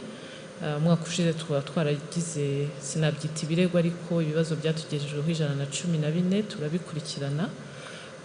ikindi ni uko nk'uko twabigaragaje mu kwezi kwa gatatu ni no guha amakuru ahagije abakoresha serivisi z'imari kugira ngo bamenye ibiciro bya buri kigo cy'imari bihitiremo ariko bafite ayo makuru.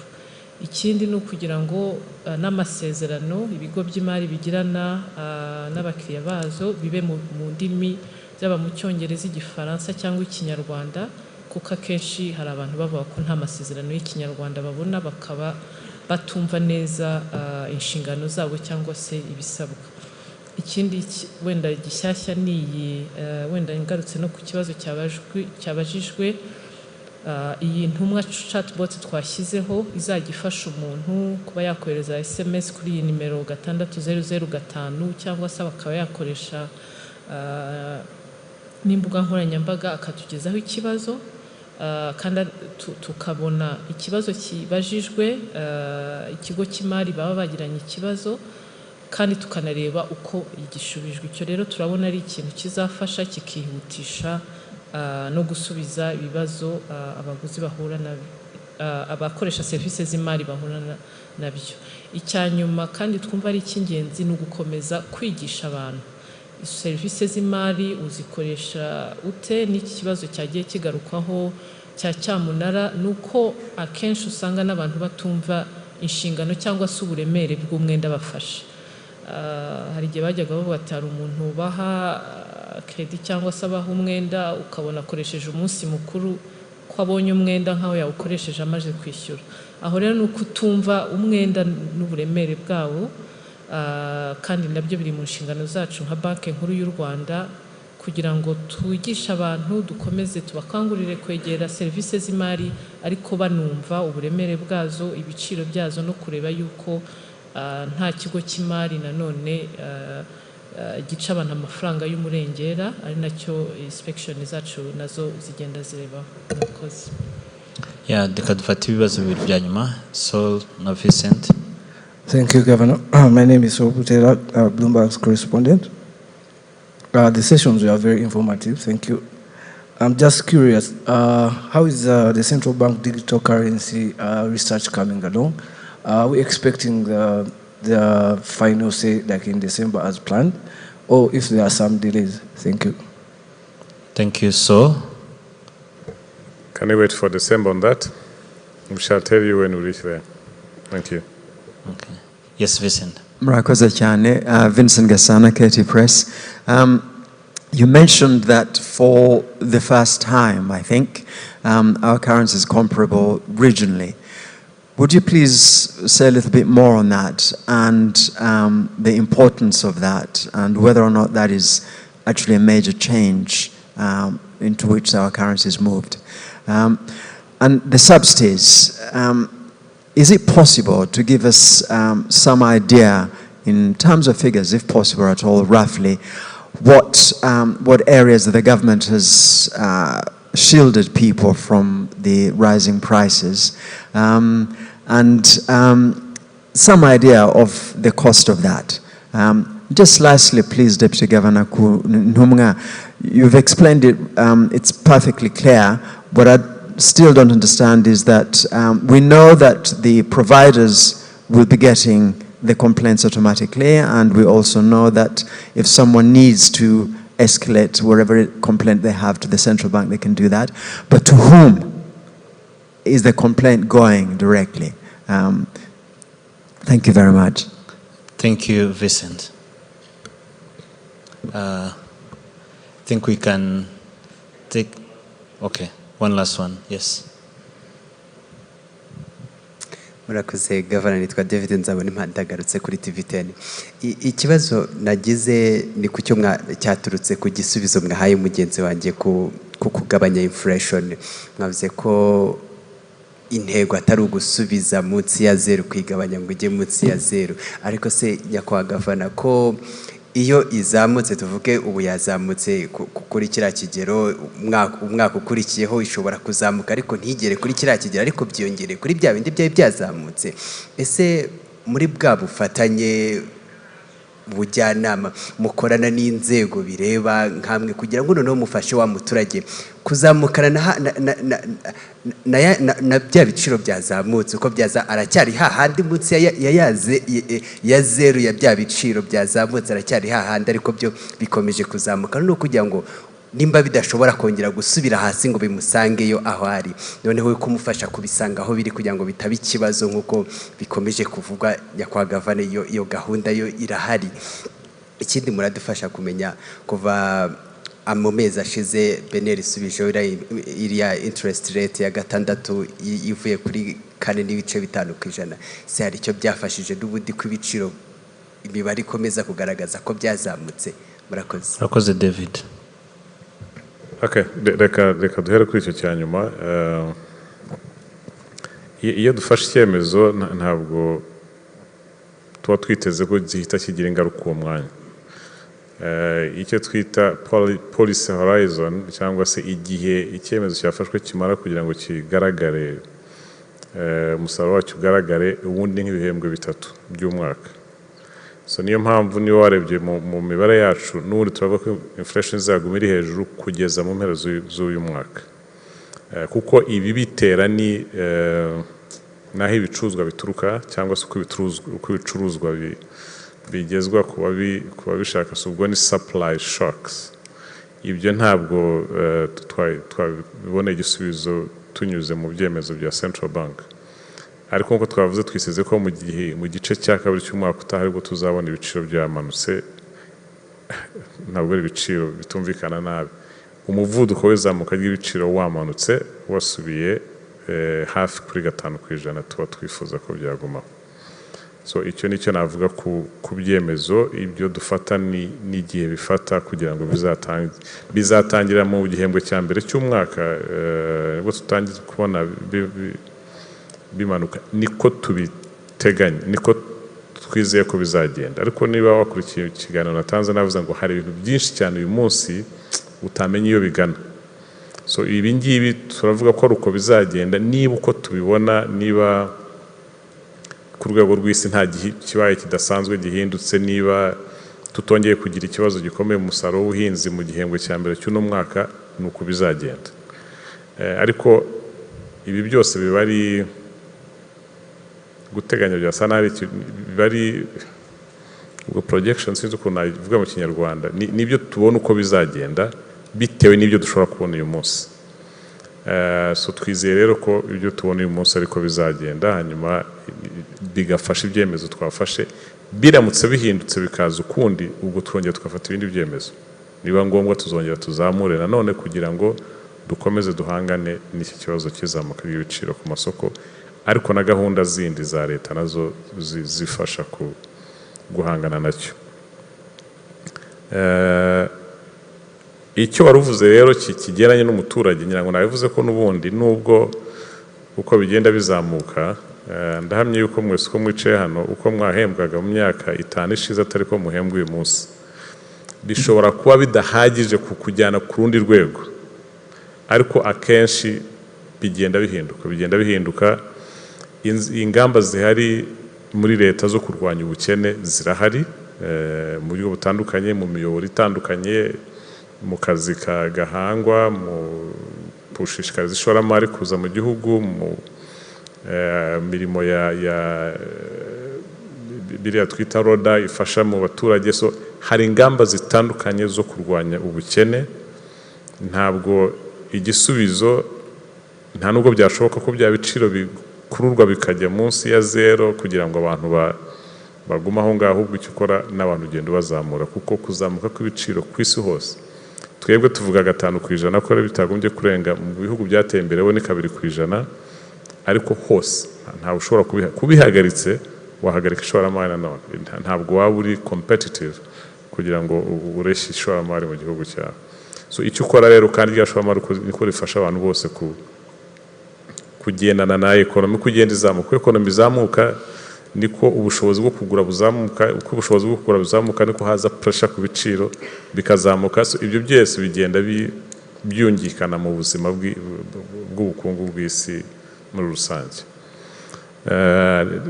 Niyo mpamvu rero tuvuga ngo nta ikibazo ni umuvuduko uri hejuru. Icyo twihaye nka Central Bank ni hagati ya 2 n'umunani. Iyo birimo hagati aho ngaho nta kibazo bifite ku bukungu, icyo gihe nta byemezo bidasanzwe dufata. So ikindi cyabajijwe ngira ngo ni Gasana wabajije kuri it's not like something happening now that has never happened. Our exchange rate versus regional currencies. In fact, for the last 2 years, we've had depreciation, yes, but before we used to have appreciation. So it's on and off, depends on the conditions in each economy. So mainly, for example, our sister countries, Uganda and Kenya, are mainly hit by short-term capital that is flying out because of the developments in the US. That is putting pressure on their currency. Unfortunately, or fortunately, because our capital market is not yet developed, we don't have that short-term capital from external investors, so we don't have that impact on our exchange market. So that has been the biggest driver of the depreciation of the currencies in our neighboring countries. So it's normally depending on the conditions on the other side. Normally we move in the same direction, but times depending on the conditions in each country, we can be depreciating or appreciating. So it's not something that is unusual that we need to create a story around it. It's a normal movement of economic factors that determine this market on the exchange market. Unfortunately, we don't have the subsidy numbers. We can only refer you to the Ministry of Finance and Economic Planning. So, hari ikindi tutashubije buriya? Ngira ngo hari ikintu cyasabwe incamake mu Kinyarwanda uretse ko twagiye tubisubiza incamake yabonetse. So sinzi niba incamake washaka tutayishubije, ariko reka ngerageze. Mu kiganiro twatanze uyu munsi kigaragariza abantu ko ubukungu bw'igihugu cyacu bwari bwifashe mu mezi 6 ashize nuko tubibona mu gihe cyane mezi 6 ari imbere. Duhera ku rwego mpuzamahanga, hari ibibazo bikomeye bitandukanye ku rwego mpuzamahanga byahungabanyije ubukungu bw'isi, nubwo bukiri ku muvuduko uri hejuru ya zero, nubwo bukizamuka, ariko bwagabanyije uko byari bimeze nuko byari bitezwe nyuma yaho tuvuye muri Covid. Nyuma yaho tuvuye muri Covid, ubukungu bw'isi muri rusange bwazamutseho 6.1%. Ariko kubera ibibazo bya Ukraine, by'intambara yo muri Ukraine, nibazo bya Covid tarashira muri rusange, cyane muri China habayemo guma mu rugo zitandukanye muri uyu mwaka, byatumye bikoma mu nkokora iyo ko kuzabuka ko ubukungu byari bitangiye kugaragara ku rwego rw'isi. Ariyo mpamvu mu mibare itangwa na IMF bigaragaza yuko uyu mwaka ubukungu buzazamukaho 3.2% ku rwego rw'isi. Ibyo akenshi nanone bigahuzwa n'ikibazo cy'izamuka ry'ibiciro ku masoko mpuzamahanga, nabyo bigira ingaruka itari nziza ku kuzamuka k'ubukungu muri rusange. Ibyo twebwe bigahita bitugiraho ingaruka natwe kuko bifite icyo bivuze ku biciro ku masoko yacu. Tugarutse ku bukungu bwo mu Rwanda, naho ntabwo kuzamuka k'ubukungu kukomeje ku muvuduko twabonye mu mwaka ushize. Umwaka ushize twagize ubukungu bwazamutse ku 10.9%, ariko byari byubakiye ko bwari hasi cyane, bwavaga hasi cyane muri 2020 ko bwari bwasubiye hasi 3.4%. Uyu mwaka rero dutangira muzi ko Minisiteri y'Imari n'Igenamigambi yari yatanze igipimo ko tubona ko ubukungu buzazamuka hafi 6% mu mwaka wa 2022, ariko mu gice cya mbere cy'umwaka bwazamutse 7.7%. Ndetse iyo turebye imibare dukurikirana twebwe nka Central Bank, amezi 2 y'iki gihembwe ya mbere, ukwa 7 n'ukwa 8, ubukungu bwakomeje kuzamuka ku gipimo cyiza. bivuze yuko uyu mwaka 2022 birashoboka ko ya 6% twari twihaye tuzayirenza, ariko ubwo hari imibare irimo ikorwa mu kwezi kwa 10 ngira ngo Minisiteri y'Imari ishobora gutangaza ikindi gipimo tubona ubukungu buzagenda. Icyo navuga nuko nubwo tutageze aho twari turi mu mwaka ushize, ariko ubukungu bugihagaze neza bukomeza kuzamuka. Ikibazo gikomeye dufite nk'igihugu ariko nk'isi muri rusange ni ikibazo cy'izamuka ry'ibiciro ku masoko ari kiri hejuru cyane. Akenshi biterwa nkatwe mu Rwanda biraterwa n'ibintu bibiri by'ingenzi, biraterwa n'ibicuruzwa dukura hanze byazamutse cyane bikomoka kuri peteroli, ibiribwa, ifumbire, ibyo byose byarazamutse ku rwego mpuzamahanga. Ibyo bigatuma ibiciro ku masoko yacu hano nabyo bizamuka bikurikije ko ababikura hanze baba babizanye bihenze. Ikindi cyateye ku kuzamuka kw'ibiciro gukabije ku masoko yacu ni uko ubuhinzi butagenze neza ari mu gihembwe cya mbere cy'umwaka, ari mu gihembwe cya kabiri, kubera ibibazo bimwe bihuye n'ibiko kuzamuka kw'ibiciro ku rwego mpuzamahanga. Inyongeramusaruro ntabwo yakoreshejwe neza, ariko n'ikirere kitagenze neza. Ibyo byose byagize ingaruka ku kuzamuka kw'ibiciro ku masoko. Twavuze ibyemezo byafashwe na Banki Nkuru y'Igihugu ku rwego rwa politiki y'ifaranga kugerageza guhangana n'icyo kibazo. Tuvuga ibikorwa leta ikora byo gutanga nkunganire ku mafaranga yo kw'abagenzi, nkunganire ku bikomoka kuri peteroli, ku mafumbire akoreshwa mu buhinzi. Ibyo byose ni ugufasha kugabanya ingaruka z'uko kuzamuka kw'ibiciro ku rwego mpuzamahanga ku baturage, ariko bikanagabanya nyine inflation ku rwego rw'igihugu cyacu. Ikindi twagaragaje ni uko mu buhahirane n'amahanga, ibyo twohereza amahanga byakomeje kuzamuka ku kigero gishimishije hejuru ya 35%, nubwo ibyo dukura nabyo byazamutse. Ibyo ariko kubera ko ibyo twohereza hanze byazamutse cyane, amafaranga aturuka mu banyarwanda batuye hanze, ibyo twita remittances, yarazamutse.